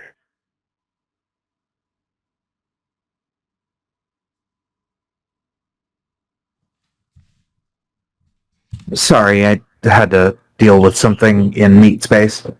No problem. Okay, roll a will. Yeah, roll a will, which is the same as your IQ in this case. Oh, well, this is going to be bad. Nope. You technically succeed in avoiding falling into a full body, all 5 senses hallucination. Oh, wonderful. Do I know? But you're starting over the jingling noises in the background. You're starting to you're starting to see sound in your head, as it were. You're wandering by these various different screens, and some of them, on occasion, are just blinking random lights and colors at you, and you're starting to hear what those lights and colors mean. And from They're they're just reports and shit. Day 159, blah, blah, blah, blah, blah, blah. Process is going quite well. Better than we had previously predicted, yada, yada. All right, I'm going to be reading off any information. I'm just going to be reading off to the Hubbard next to me. It's constant. It's just constant chatter. Oh. Jabbering into your head from all directions, as though you were wandering through a busy workplace. Nobody else can hear it. Nobody else can hear the jingling noise. Nobody else can hear the people talking. All right, I'm gonna call over the radio. You might want to put some. And what's worse is that people aren't talking. It's not sound. You're hearing light beams being blasted at you from all directions from the machinery.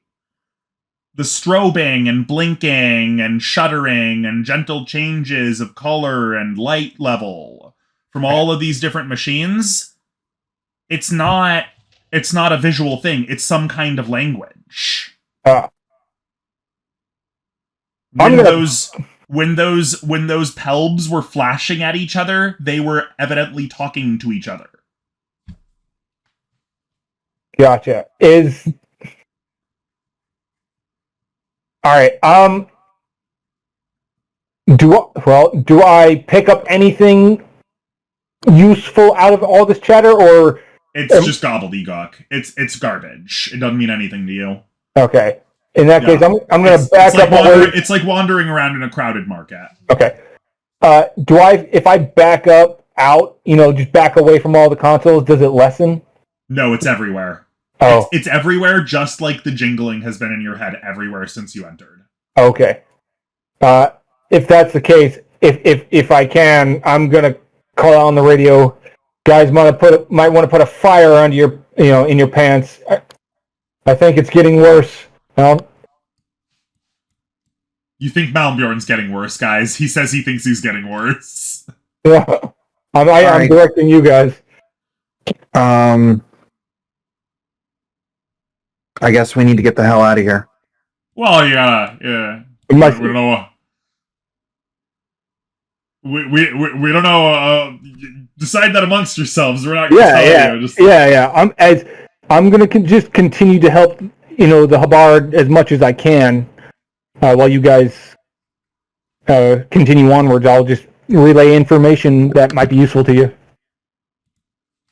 Admittedly, Malmbjorn has not fallen on the ground and started rocking back and forth in a fetal position yet. I already did the will save for that. That's what we said. You haven't done that yet.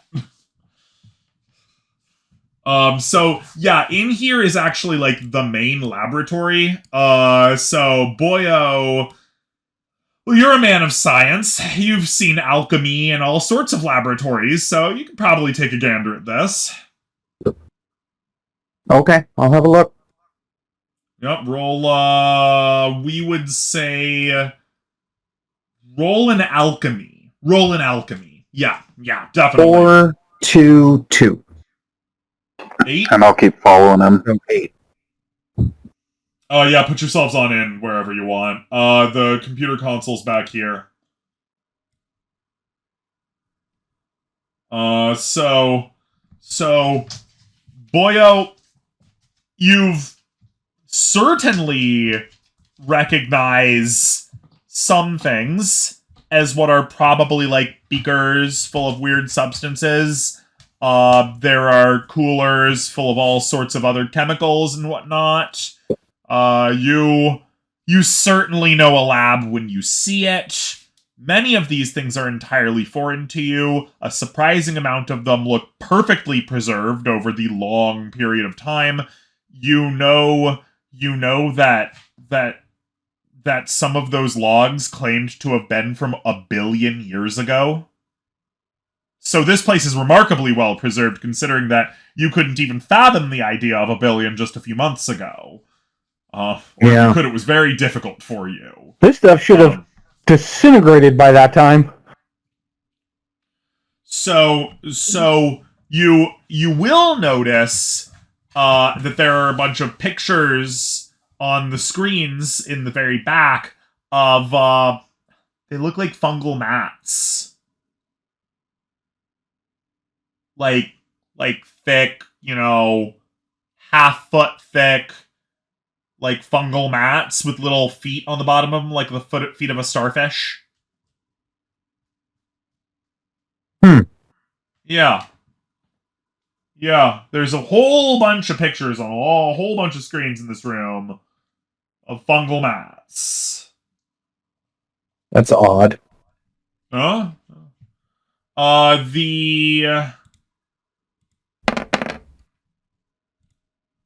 Meanwhile, back in the other room, you hear the Hebbard say, "Good, good.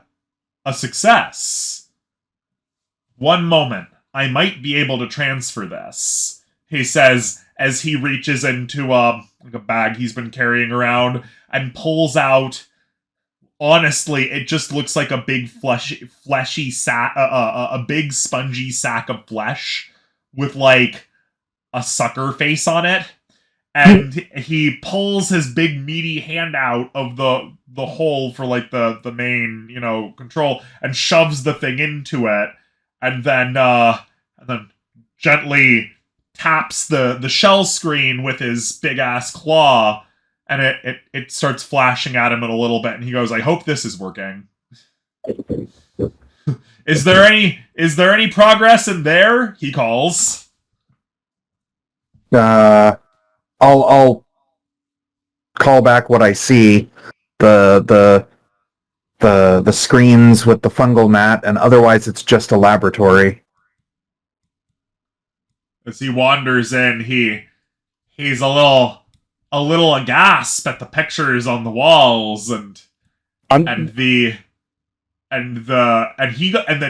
as he enters the chamber into the rear area goes, "Do you hear that?" Is it ringing? Constant voices? Like jingling. Yes. Is this what you were talking about? Yes, I've been hearing that ever since we entered this building. However, it's gotten significantly worse. I'm hearing voices from all over now. Like I'm surrounded by a crowd of people. He says, "I don't know why, but it feels familiar. Comfortable, even." And he goes over to the computer, which you were fiddling around with, Boyo, and he says, "Please put your arm in that." Points to one of the weird holes. There's four of them. He's talking to me or Talking to Boyo, yeah. Okay, Please put your arm in that and extend your... He looks at his hand, and then he looks at your hand. Your 3 middle fingers.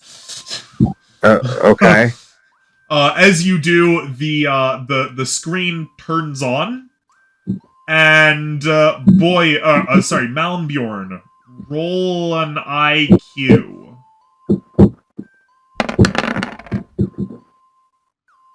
You notice as the screen turns on, it flashes a bunch of lights real quick before coming up on a proper screen. The screen flashing, Malmbjorn, you read it as Hepper test sequence number 14. What? Hepper test sequence number 14. Pepper. Alright, I'm going to read off what it says to them. And on it, you see one of these fungal mats interacting with a board with a bunch of buttons on it, like a bop it or whatever. Like a twister board or whatever. Mm-hmm. Pressing it and making the little jingling noises. This is mushrooms playing music. And the Hebbard goes, fascinating, and pulls out another one of those bulbous things and shoves it into the hole after fiddling with the computer a little bit. I hope this will transfer, but I'm not sure if the machine has enough brain power to hold it all, he says, clearly referring to the little bulbous suckerfish that he pulled out of his bag. I'm just gonna eyeball the whatever he pulled out and just like, machine. You ever seen a Babel fish from Hitchhiker's Guide to the Galaxy? That's exactly what I was thinking. It looks like that, but it's about the size of a pear. Like it's bigger, like the size of a fist or a pear or whatever. Yeah, it looks like a Babel fish. Yeah. But it's very obvious that it's like a portable computer. He says this'll take some time. I'm not supposed to go out this door, am I? No! No. I'm not gonna rush and stop him. Don't open the door.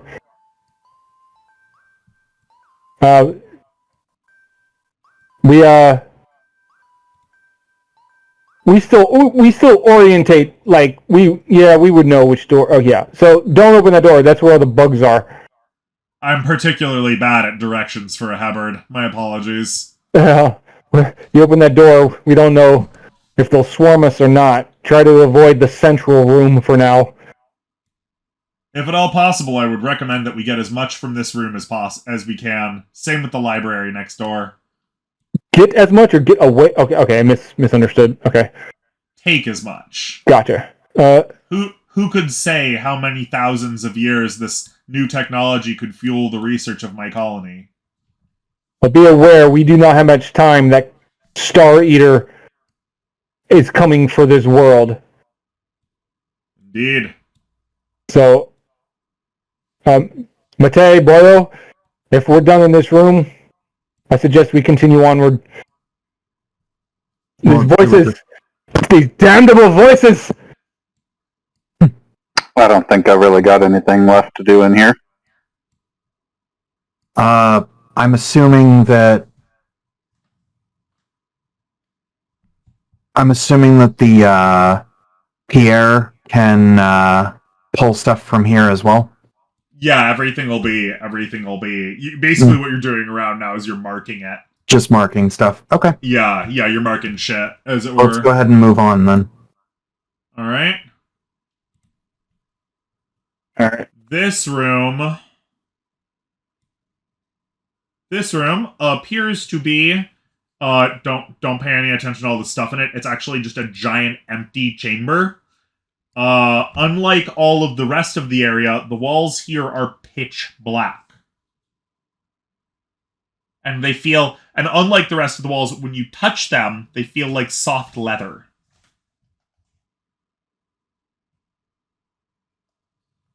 Boyo, feel free to roll a perception. Holy okay, that wasn't as good as I thought. It's actually another 8, a 5, a 2, and a 1. Those two dice seem to roll really good. All right, Boyo, your sharp eyes, as you're looking around, catch a small depression in the black wall that stands out from the rest of it over here. Stands out or dips in? Dips in, sorry. Okay. Stands out as in it's different to look at. I guess I will point that out to them and kind of move over to it. Right, her. So feel free to place yourself over. All right, you might want to move yourself into the room, Mate. I'm gonna plunk myself down here as a Hubbard preventative. Or bug preventative from the Hubbard opening the door, I guess. The Hubbard just looks around, confused. Boyo. What's your intelligence right now? 1 moment. Yeah, like total. IQ? Yeah. 16. Lower it by 6 and roll an IQ. Ugh. That's to reference the challenge of the procedure here. Oh, okay. Not because we don't use DCs here. You're rolling against your own stats. Gotcha. Is it at or under? At or under. Oh, 10. So, just believe- barely. You believe this might be an activation panel for some sort of thing in this room. Can I tell what it would activate? Is there anything here other than black walls? It's a completely empty room. A featureless room. Well, With black, soft leather walls. What you're basically telling us here is there's a big red button that we really shouldn't press. Well, you know so far that all of MLEM technology seems to have direct, physical feedback, so... Oh. Maybe you should press it. That's entirely up to you, you know? Do I notice any more signage anywhere? Nope. Not in this was one. there any signage on the other side of the door? Nope. Hmm. The room is evidently important. Shall I poke it? I'll let them know what I'm looking at. Of course. So guys should Boyo poke at? Just, stay away from the walls, I'm guessing. Just, for now. To poke it, you have to touch the wall. Well, I mean, other than, yeah, just be careful. We don't know what this place is capable of. Shall I? I'm also going to relocate a little further away from the door. Shall he poke it? Only because my curiosity is screaming at me. So, yeah. I'll poke it. Alright, so as you poke it, your hand depresses into the soft, leathery feeling wall all the way up to your elbow. And then you feel something, like a bar or whatever. Well, I didn't say I was going to fist it. I said I was going to poke it. Oh, well, as you poke it, it just kind of depresses inward. Okay. Again, this is pretty common for MLEM technology so far. And just so basically just like the previous wall that the Hubbard had, you stick your head in, I guess. Then my head? Your hand. Your hand. That's what all right, I guess I will. Yeah, so it goes down to about your elbow, wherein you feel like a horizontal bar or something, which you can grip around. The moment that you do, the black walls light up, and the interior portion of the room becomes a giant holographic display, which appears to be showing stars. How did I know Lots this was of going to be a stars. holodeck? The holodeck, yes, but it's clearly not like a holodeck from Star Trek, like you're doing this for fun. It's a map room. Mm. Yeah, it's a bunch of it's a star chart room. It's a bunch of stars. Hmm. You've seen things like this in Beskeric's ships. Nothing so grand, of course. This is one hell of a room. Pretty impressive. Yup. Everybody is entitled to roll a perception check, by the way. Ooh, I'm blind. Oh, no. Never mind. That wasn't me. Wait, did I roll twice? No, the 15 was your roll. But it says I rolled a 10 and a 15. Or was that the previous roll? You rolled a 10 previously, yeah. Oh, okay. So no, Malmbjorn, you don't see shit. It's all just stars to you. Boyo, you actually have the astronomy skill, as we recall, I do. Don't you? You do. I do. Okay, great. So this means something to you. I think it's actually... Hold on. Do I have astronomy or S? One moment. No problem.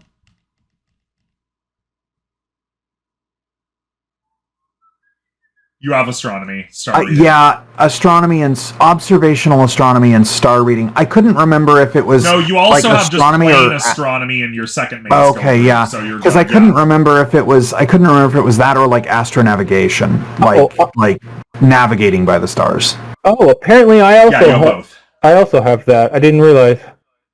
Yeah, but you don't have astronomy like Boyo has astronomy.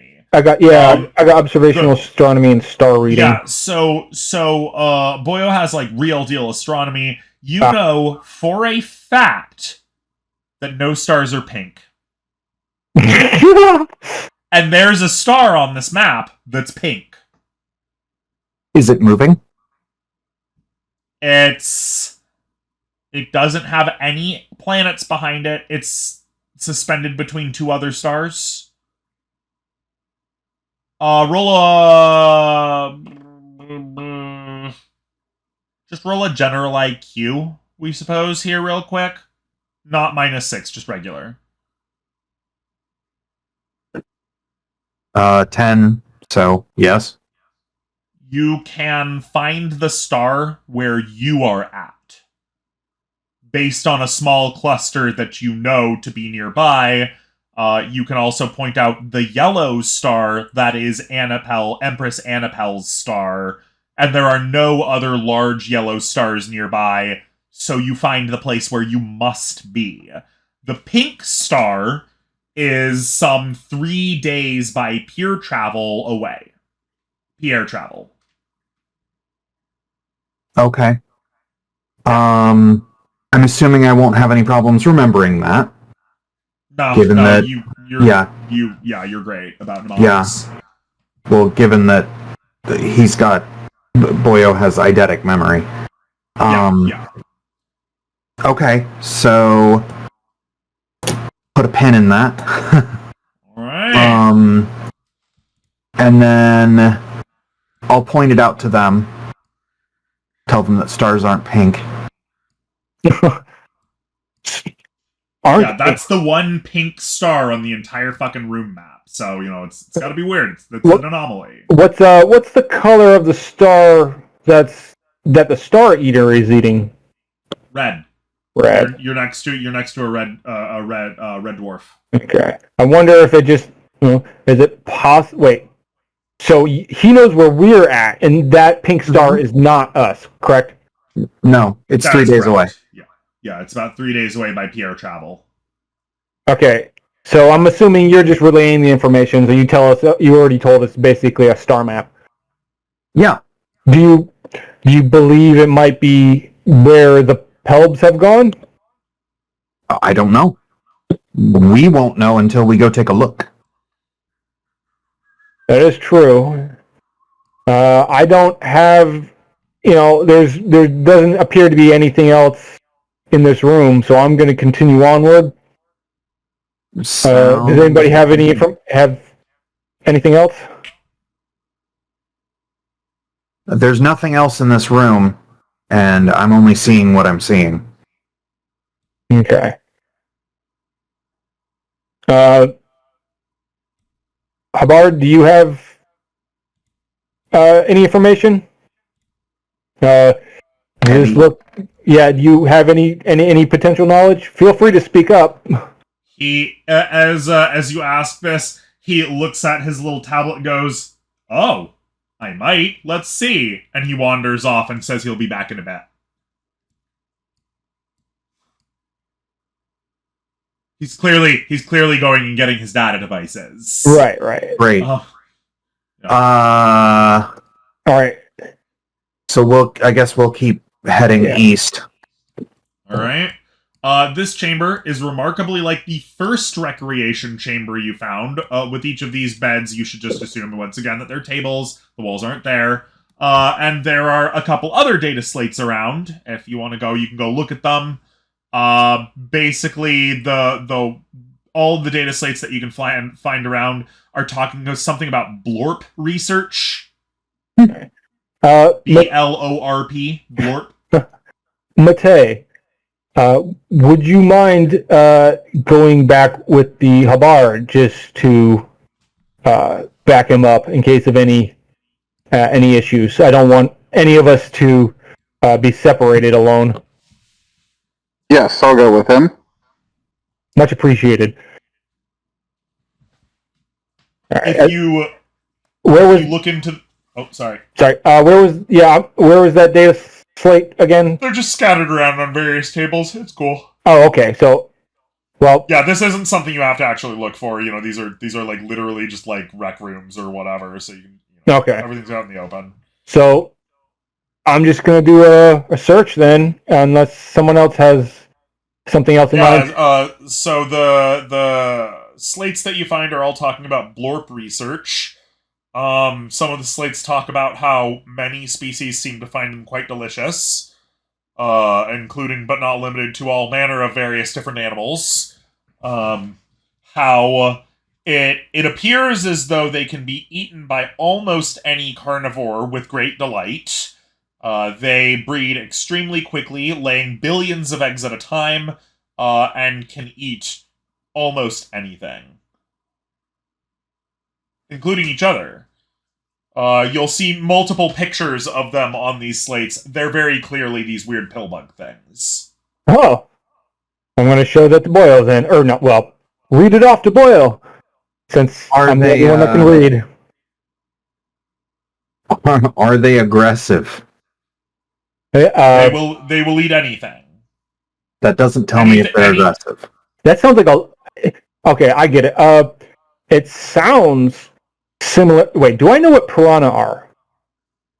No. I don't. Okay. Well... roll a research real quick. Ooh. I think it'd be... Wait. Let's say Boyo roll a research, because you can direct this guy. Yeah, I'm just... 10.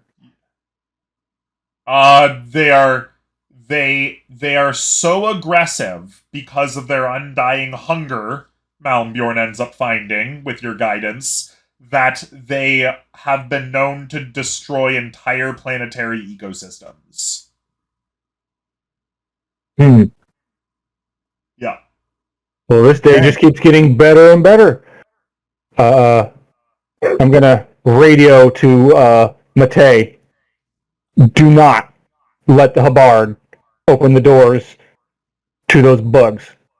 They can live both on water and on land, and they they grow very quickly to about almost a foot in just a year. So keep those doors closed leading out to the main vats. Absolutely. All right, will do. Theoretically, they supposedly can eat anything and everything. So get their mouth parts around, yeah. Yeah. So we do not want those doors open.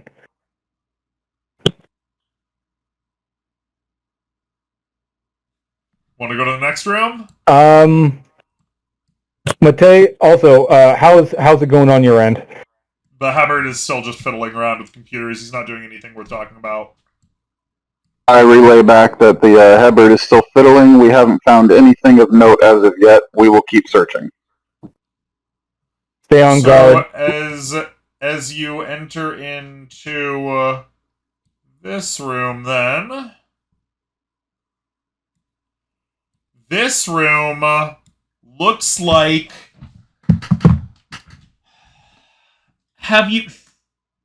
This is weird. Have you ever been to a gastronomy kitchen? Like a science kitchen, not like a restaurant kitchen or whatever. No, I don't even know what that is personally. And this is out of character. I have no clue. Boyo, do you know what we're talking about? Sort of. Okay, it kind of looks like a kitchen, like where you cook shit, but the goal is science, not making tasty treats. Okay, so yes. I do know what that is. Okay, but I do know what it is. No, yeah, it looks just as much like you're in a lab as if you're in a kitchen.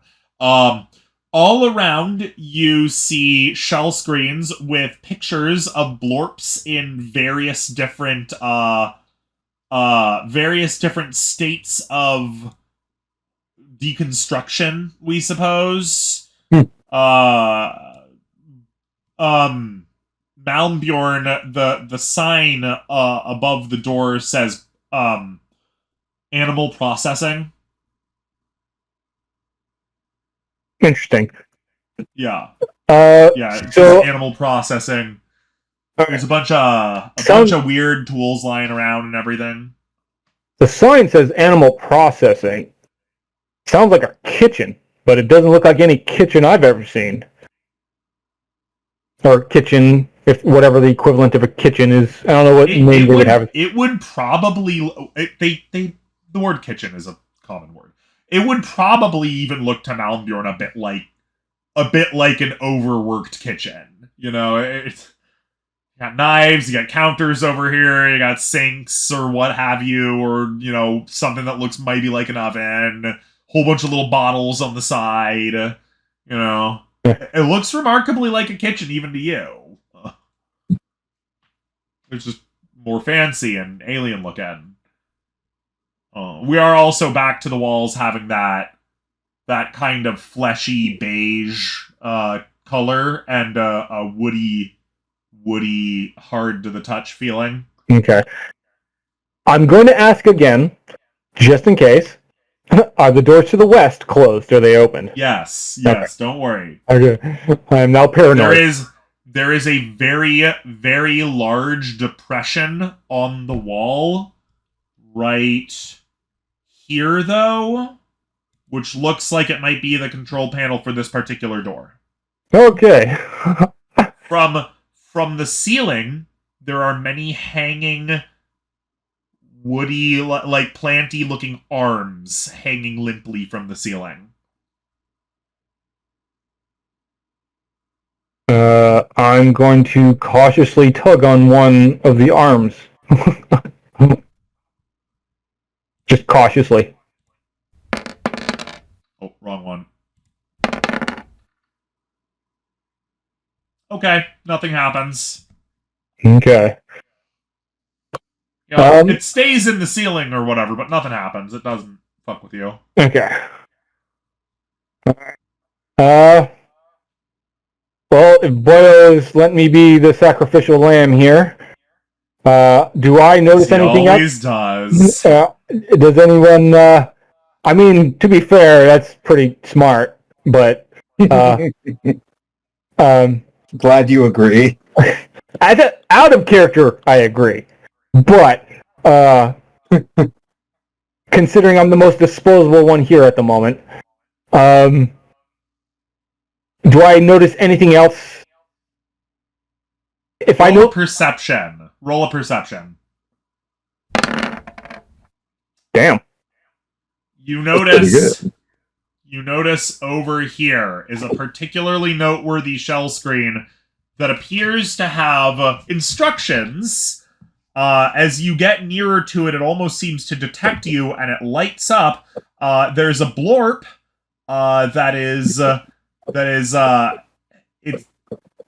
it's in a big bowl, and then there's a picture of a mlem hand extending from beyond the frame, wiggling a finger in front of it, and then the blorp crawls up the side, and the bowl rolls over slightly, and then another hand smashes its head with a hammer, and then rolls it over on its back, and then a weird 3 curly-pronged fork reaches into the hole where its head stuck out and pulls off the underside, after which the informatic shows what looks like a straw with like a serrated spoon at the end of it, going in and scraping the inside out, and then the meat gets slurped up through the straw. Oh my god. I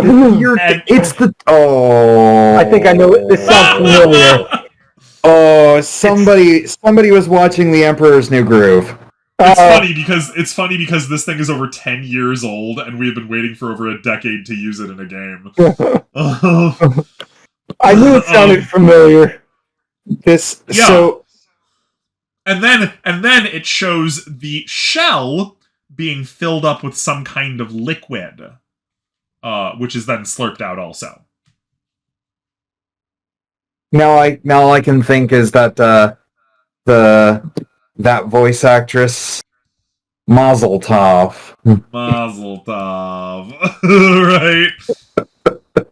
So you now know that blorps may be eaten. Hella eaten. Many species find them to be very tasty, and they appear to be quite easily dispatched by smashing their head, rolling them over, and tearing their gross little underside with all the legs and everything off before slurping out the interior. The informatic entitles this process splurtled blorps. Ugh. Well, I'm going to return back to Boyle, inform him of what I found, and tell Which him... is disgusting. Yeah, and tell him, do not open that door. I don't even want to attempt that. Uh-uh. All right. I mean, yes and no. As a player, yes, I want to do it. But I'm not stupid enough to try to snag one from the thousands in the room. The Hebbard comes back and says, "Good news. I've gotten considerable information from the computers. Hopefully we'll be able to properly transfer them to a proper Hebbard computer and do research for later." To a real computer? That's good news. If you're interested, Matei, you can come back whenever you want. if you're interested in any blorp, there you go. That's how you. I'm going to tell them how to prepare it. I'm unfamiliar with the species. Well, it's those bugs in the room. Please don't open that door, though. Yeah, we don't feel like dealing with them. All right. So as you open up this door, you're gonna hate this. It's exactly what it looks like. It's a bunch of crates with dangerous, highly colorful looking symbols on them. Malmbjorn, as you enter the chamber, you see a sign that says dangerous contents storage. And I relay that information back to Boyle and the Hubbard. Well, sounds like we should go the other way. Can I read any labels on the crates? What is dangerous contents? Because if the Pelb believed it to be dangerous, then surely might be able to use it against them. I'm not going to open anything. I'm going to read them first. We mean, granted, you explicitly said that's what you wanted to do. So, like, we're not even... This isn't even out of character. Not even mad. We're over... Yeah, this is, like, an established goal you had. So, like, alright, no, sure, yeah. Roll we'll start you with your perception roll first. Yeah. Alright. Now we're going to need you to access your warrior instinct and just give us a flat 3d6.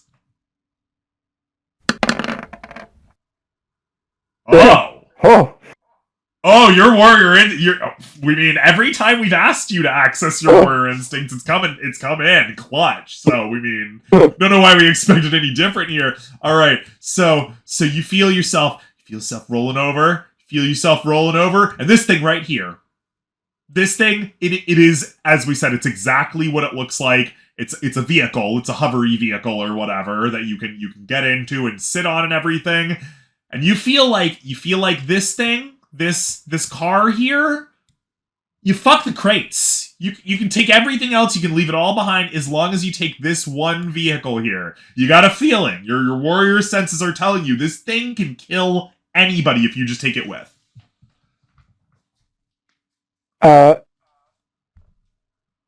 This car. All right. Well, since the cargo ship has room for thousands of blocks of plant matter. If I'm still in... It is a cargo ship. It can hold a lot. I want this. I don't know what it is, but I want it. Yeah, it's so as you open the thing, Malbjorn slowly raises his hands, and you can hear him sniff in the air, and he walks in, looking around, and then he slowly gravitates over to, honestly, what just looks like a fucking cart. Like a car. Like a little cargo vehicle or whatever. Yep. He's found his hot rod. Clearly.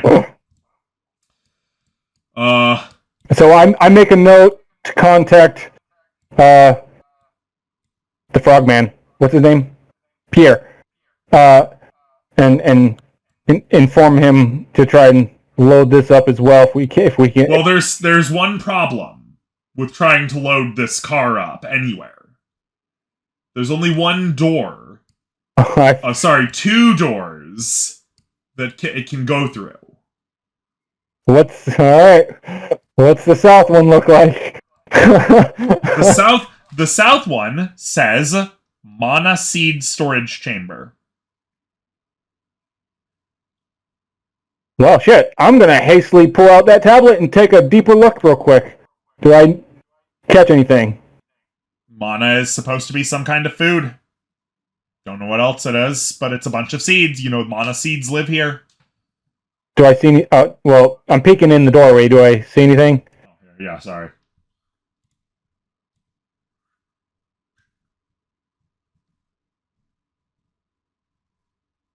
It's literally just crates. It's just crates full of seeds. The seeds are light blue, like a periwinkle or a forget-me-not. Tell your friend Pierre. This place seems to be a gold mine, but we have very limited time. And oh yeah, roll a will. Oh shit! Thanks for reminding us. Oh no, you're fine. You can hold the voices at bay. But there is a problem. If you want to get your car, it's gonna have... This is the only door that it's gonna fit through that'll get you out.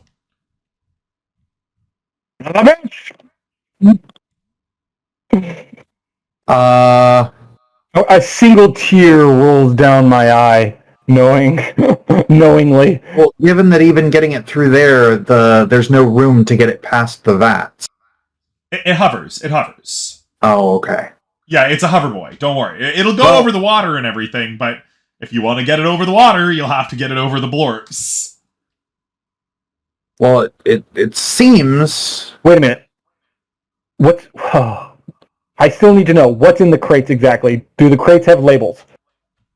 Yeah, but they're all sorts of various different chemicals and stuff that you can't identify. But they're not radioactive. Okay. No, not that you can tell. Well, one idea, we can start throwing them haphazardly as we, haul ass out, but... My assumption, you said... Or you believe that that this car can kill anything. Maybe we can use it. It has the potential to be a great weapon. Yeah. Yes. But it is not yet. You must not discount numbers. We can be easily overwhelmed regardless of the firepower. Plus, I don't think any of us really know how to operate it. You do know that the blorps can be killed. Like, they're not supernaturally powerful or anything. True, but again, like numbers, man. Can they fly? No, they're just bugs. Okay, how fast are they? They're quite quick, and they can jump too. Okay, so we're thinking like face hugger type speed situation here. Like half face hugger speed. Okay. I mean, face huggers can jump like fucking 30 feet and latch onto your fucking face and shit or whatever. Not quite. We're not quite talking that aggressive. Okay. Well, No, if this thing hovers, they can just jump up to any, to the distance that thing grabs off of the ground at. Oh, okay. Yeah, because it only hovers like a foot or two off of the ground. They can get that far.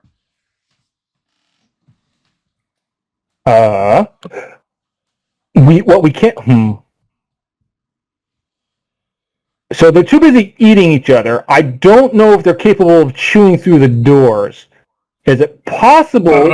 Evidently they haven't. Yeah, but they've been. That's probably because they've been too busy eating themselves. But if they make feeding frenzy beeline, are they capable of chewing through it? But because even I don't want to try to use them as a trade item if they're capable of devouring whole planets. But we could try to use not planets. Ecosystems. Yeah, but still, we could try. Yeah, they're capable. They're capable of making a planet uninhabitable for everything but them. Yeah, is basically what it comes down to. Yeah, we could try to make guerrilla tactics by start throwing whatever's in these crates at them. Open the door, toss some in, close the door. We can. Yes, let's just randomly throw random crates of dangerous, unidentifiable substances to fight our enemies. Indeed, that is my plan. What say you? I wouldn't do that. I think we should take it and make a beeline for that door and use I don't know. Knock off the ones that are you sorry, we're trying to get like an image in our head of what the players are planning here.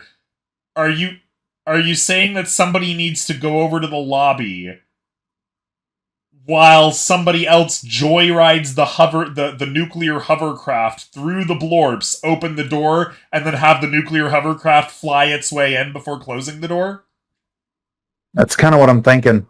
That's kind of what you're. Oh, okay. Sorry, we're just trying to get into your head here. Like, wait a second. Are you trying to pull like a fucking Dukes of Hazzard trick or something here? Like, yeah, we're trying to.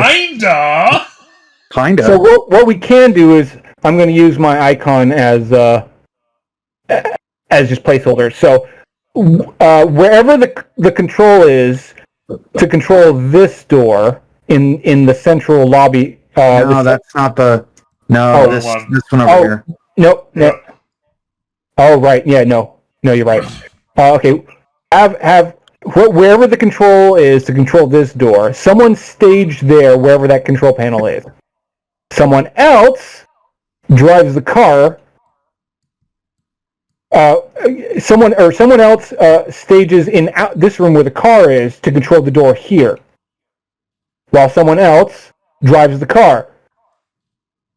So, person B controlling this. Hubbard will go open the door in here. Yeah, and then so Hubbard is person A.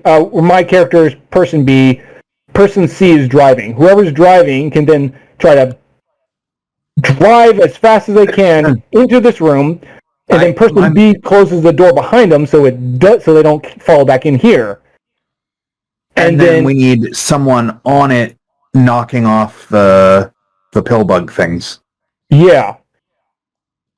So someone else in there, and then so it'll be two people in the cart, and then 2 people in the cart. Yeah. Did anybody? Well, I'm not the greatest at melee, but I can do it if necessary.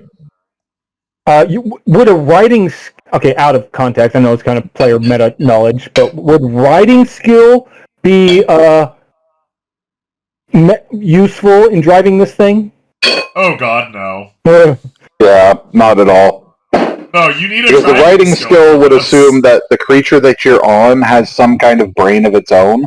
A car only does what you tell it to do. Gotcha.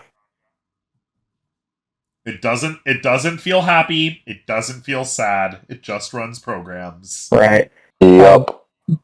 Boyle, in my opinion, might be smart enough to know how to drive it, while I can be the one in the back fighting. Figure it out. Yeah.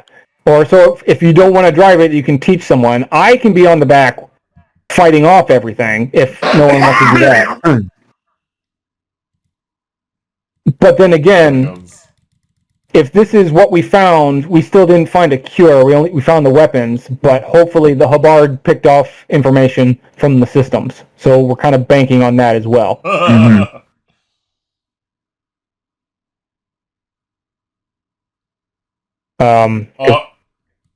Yeah. Oh man, this is gonna be fun. This is my idea. Unless someone else has something else in plan, a better idea. I mean, that's the only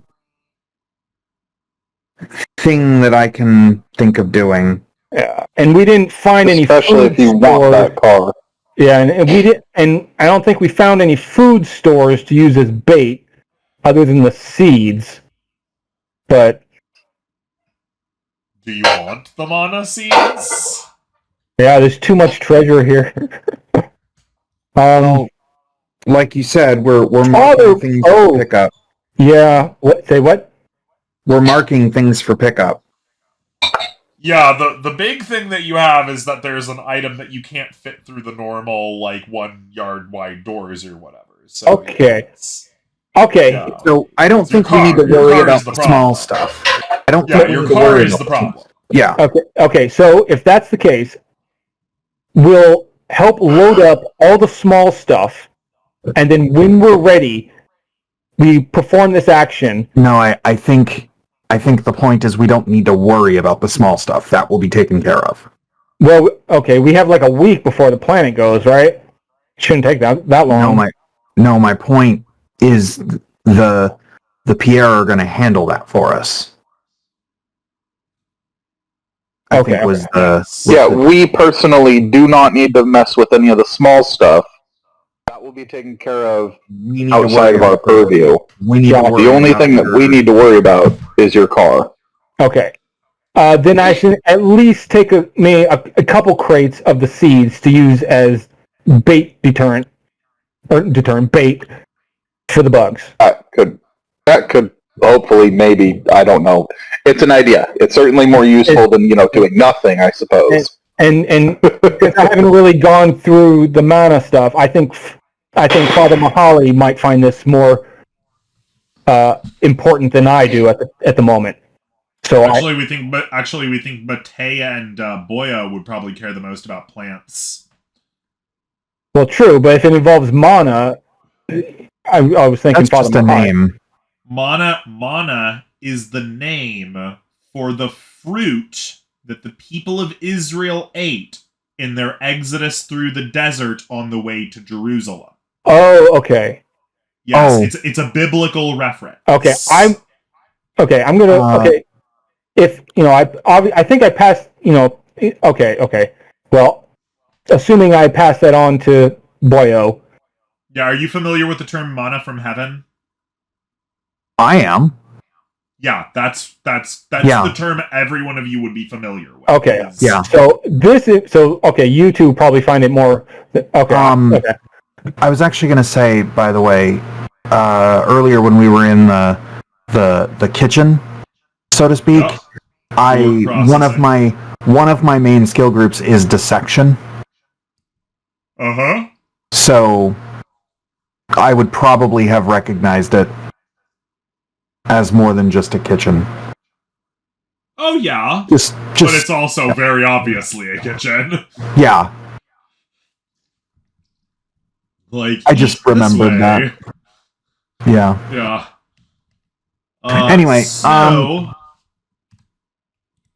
we think if you're that is the last room for the record, so we can move on to the challenge if you guys really don't want to fight, which is perfectly fine. That's too many to fight. I don't really want if I don't have to fight, if we don't have to fight, I'd like to try and avoid the fight. I think that's kind of our goal as a whole right now. Because we're trying to slip this out without getting into a fight. So Malbjorn, you made the plan. Roll your planning. Oh, planning. Would that? Well, technically, this is a leadership. Okay. That's. Well, I get a +10. Okay. So your effective skill for leadership is 19. 19. What's it based off of? Because it says plus 10. And where does the 9 come from? Malmbjorn, you've got brain fog. Remember? I thought that was over with. No, your brain is slowly being taken over. Your whole body is slowly being taken over. Okay, so that's the number I need to beat. No, Yes. that's still pretty high. Yes. Okay. This is just planning, remember? It's not execution. Oh, okay. So 3d6. Oh, I see what you mean. Okay, I think. Yeah, we're doing that thing. We're doing that thing in the heist movie where everyone's sitting around a table talking about what the plan's gonna be. Gotcha. I rolled a 6.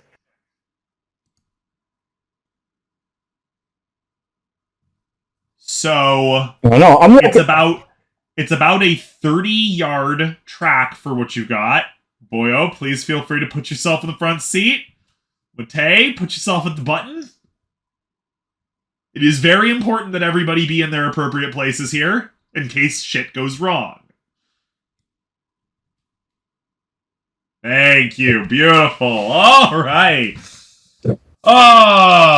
Okay. Let's start the execution of this death trap plan. I'm going to radio over to the Hubbard. Stand by. We're getting ready. Yep. Okay, so... Of course, I'm also going to let the Pierre know what we're doing. Of course. Oh, I'm glad you said that. I assumed that was already done. Boyo, roll your IQ -5.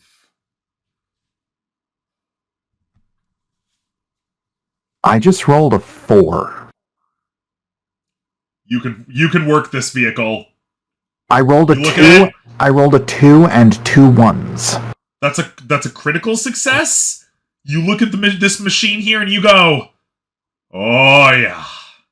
Oh, you feel the power. You feel the power. Yeah, you know how to turn this baby on. Maybe you get that crunk moment of, oh yeah, it's all coming together. I feel it. You Do you feel it's crunk?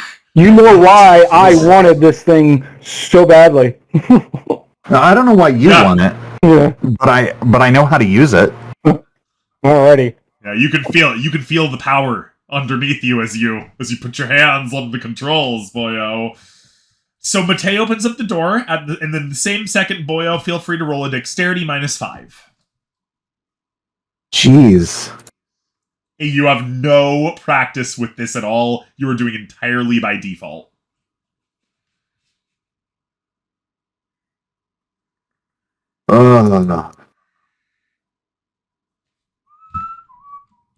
Oh, I think I make it. I rolled a 7.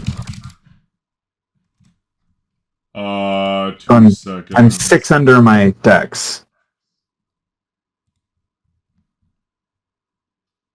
And yes, that is a success. So, oh shit, we can't.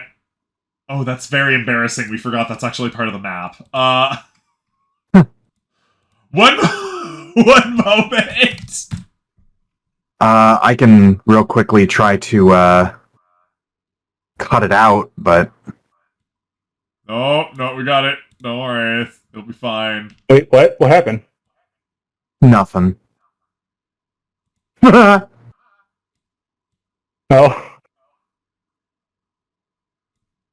Okay. I love the plating on your car there. It's lovely. That's about Lovely plating right, on that right? car. Absolute Yes, mobile right there. Right, you see why he wanted it, right? Like, that's about right, yeah. Now it makes sense. He wanted this gold-covered monstrosity. I get it now. Yeah, no, you get it. You know, he's already like a celebrity. He's got to have himself a pimp mobile, right? Okay. Okay, Did it go that far? Yes, it did, and we just. We're sorry. Okay, We did not mean to do that. Why did you stretch me? We. I can't. Well, you got to keep those medieval tortures up to date, you know? I can't even fix it. We're so I don't- sorry. Admittedly, it was This a is lot totally funnier. fine. Stretch him horizontally. I kind of want to see what it looks like.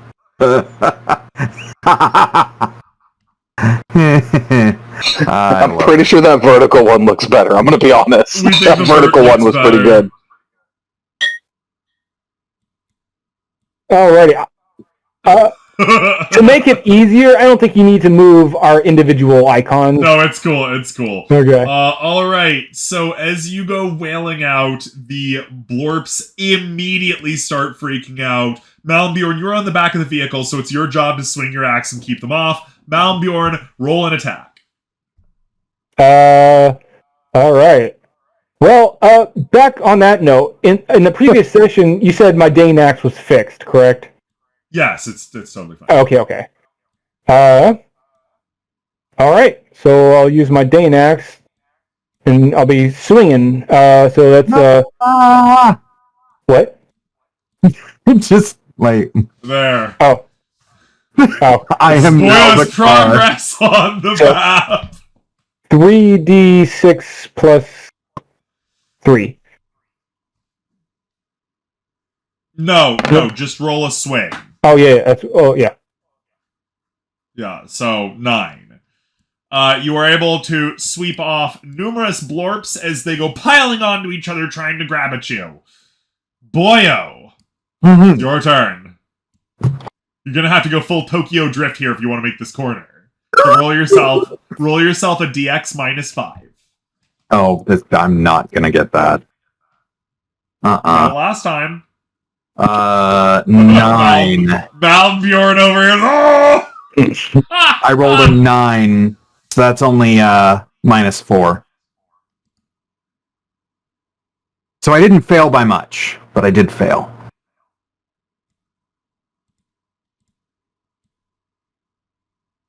All right, you're positioned like this. Malmbjorn. The two craziest motherfuckers in this party. I love that our Every time I see that little thumbnail shake his mouth back and forth like that, I'm just hearing the Tasmanian devil in my. Right, or It's that all kid I'm from the hearing. Wild Thornberry, or the kid from the Wild Thornberries, or whatever. Yeah, Right. totally.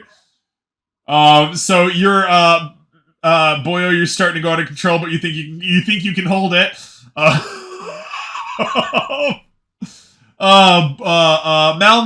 Malmbjorn, you need to roll to fight off the blorps. So another swing. Another swing. Malmbjorn, they're starting to crawl all over the fucking vehicle. It's everything that you can do to keep them off of you. Boyo, roll your thingy. an 8. Roll your DX 8. 8. I just made it this time. So I'm gonna honestly throw this out there, but I've assumed that I slammed the door shut right after they went through, Yes. That's so that the I can plan. start working my way back on foot. So you get here as you drift in, slam into the lobby computer console set over here, presumably with Malmbjorn indeed doing that the entire time. And then the Hebbard closes things in, and you only have like 50 fucking blorps about half a foot long wandering around on the floor in front of you. You have boots and everything. They're not going to hurt you. Wait, So what? you could always toss those seeds on the ground and see if they go after those. We didn't take them with us. Yeah, you said you were going to bring a couple of crates. We have the seeds. It was everything else that we weren't going to bring, but the seeds I thought we were going to use as bait. Yeah. Yeah, Malmbjorn you forgot were to gonna- throw them. Well, if But they're in we the room still with us, have we can. Yeah. As you said, Yeah. they're in the room. There's 50 in the room with us, right? Yeah, Yeah. like half a foot long, wandering around on the ground, chewing on anything that they can get their mouth parts over. You know, Okay, so they're not coming at us. they're bugs. They're bugs, dude. They don't have higher Intelligence. Gotcha. Yeah. We don't want them leaving the facility, so I'm going to immediately just start squashing and attacking every single one that I can. Are you gonna try to eat one? You know they're supposed. They're supposed to be delicious. Delicious. I will. Many animals throughout the known universe love to eat them. I will kill them first, and then I'll take a couple of the corpses back with us, and then try that. Because right now, best one fresh. Best one fresh. Oh, best one fresh. Fine, I'll do it.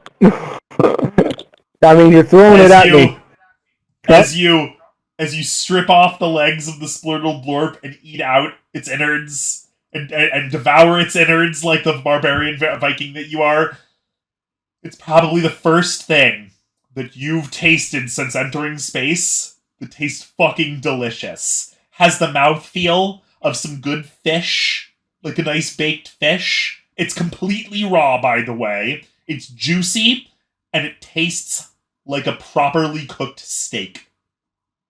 Tears are going to be streaming down my eyes, and I'm just going to be crying in joy as I just munch away. It's so fucking good. Malmbjorn, if you leave this place now, you might never be able to taste Splurtle Blorp ever again. You know that this planet is meant for destruction, and these things are the most delicious alien you've ever tasted. Possibly one of the most delicious things you've ever tasted.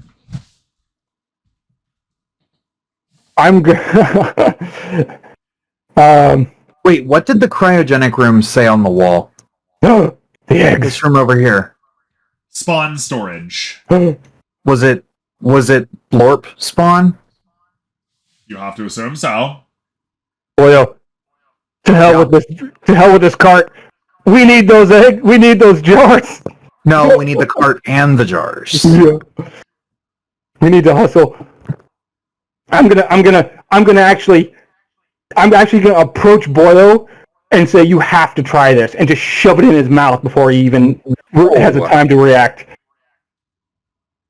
Boyo. Okay, fine. It's actually fucking delicious, to be fair.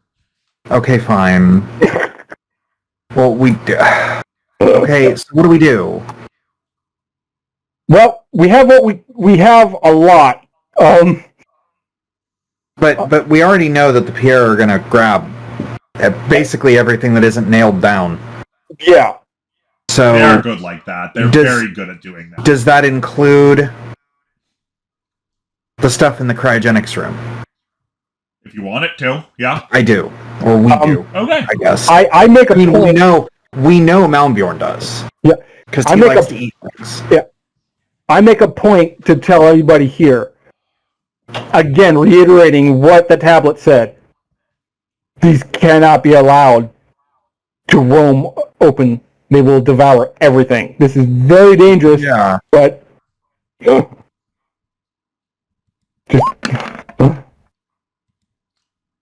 yeah, everything's going to be taken care of. Don't worry. Okay.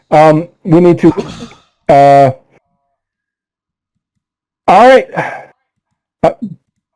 Good work, guys. That's pretty much the session, guys. We actually expected you to end up fighting the blorps. Yeah, I think the best choice right now would be to pack up and head out.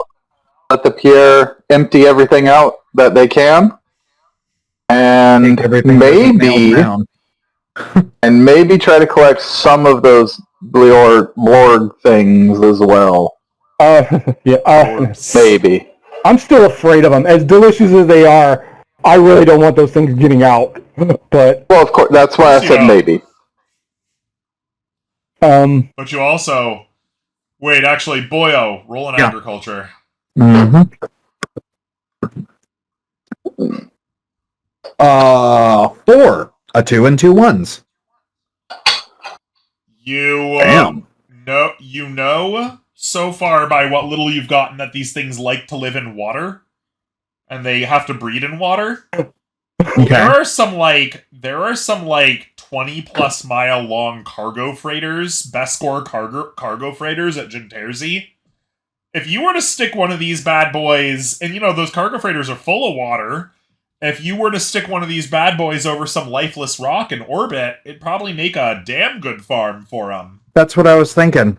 I was actually Yeah. wondering if we could find a planet that has little else on it, Or a potential bioweapon. and I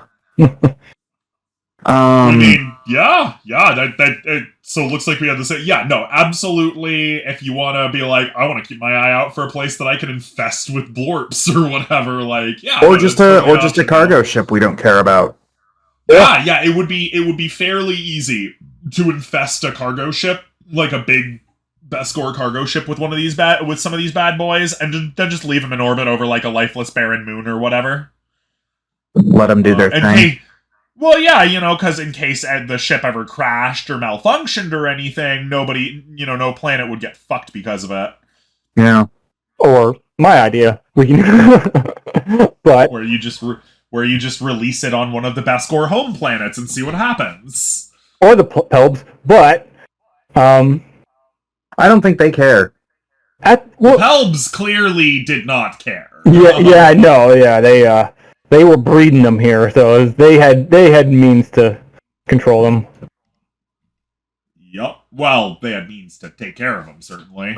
So yeah, that's basically the episode we expected to fight here, but it looks like you guys skirted past it, which was pretty cool. Smart thinking and swift driving. Look, a combat session is great. I love me a combat session, but even I know that thousands against 4 is not smart. Those are not great odds. Yeah, it doesn't matter who you're against. There were actually many ways that you could have defeated the Horde. Well, those chemicals, I believe, were one of them, but one of the original things that we thought of was that you could lure all of them into the cryo chamber and then close them all in and lock them all in. Yeah, it would freeze them quite quickly. Yeah, that was going to be one of my suggestions, because I kind of figured that that's what you were trying to aim for, given that you said that there was one of them in there. Yeah, if you had also guided them into blorp processing, the arms who have been pre-programmed to take apart blorps would have started fighting them with you. Oh, that would have been cool. They weren't programmed to fuck with you, so when you yanked on one, it had a chance of being all like, oh, stop fucking with me and hitting you, but it didn't. It just kind of, oh, you're not a blorp, I don't care, So yeah, there were several ways to kill the blorps. We do like that you you did not choose violence in this. The map chamber also was a hypothetical place that you could have taken care of the blorps. How so? What's in there? The map chamber can produce all sorts of holograms, including but not limited to groups of people that the blorps would have followed and tried to eat because they're too stupid to understand illusions. But okay. Yeah, there were several ways to take care of the blorps here, but honestly, we find ourselves both fascinated and delighted that you didn't choose any of them. We went thought outside the box and yeah, you just decided, fuck, I don't want to fight all these bugs. Yeah, pass on that shit. And then you had a Dukes of Hazzard Tokyo Drift ending, which we're like, oh yeah, that's fucking awesome. So yeah. Hope everybody had fun here. Feel free to say goodbye. Dukes of Drift Tokyo Hazard. Dukes of Drift Tokyo Hazard, exactly. Well, all right. Well, that was a fun session. I'll see y'all later.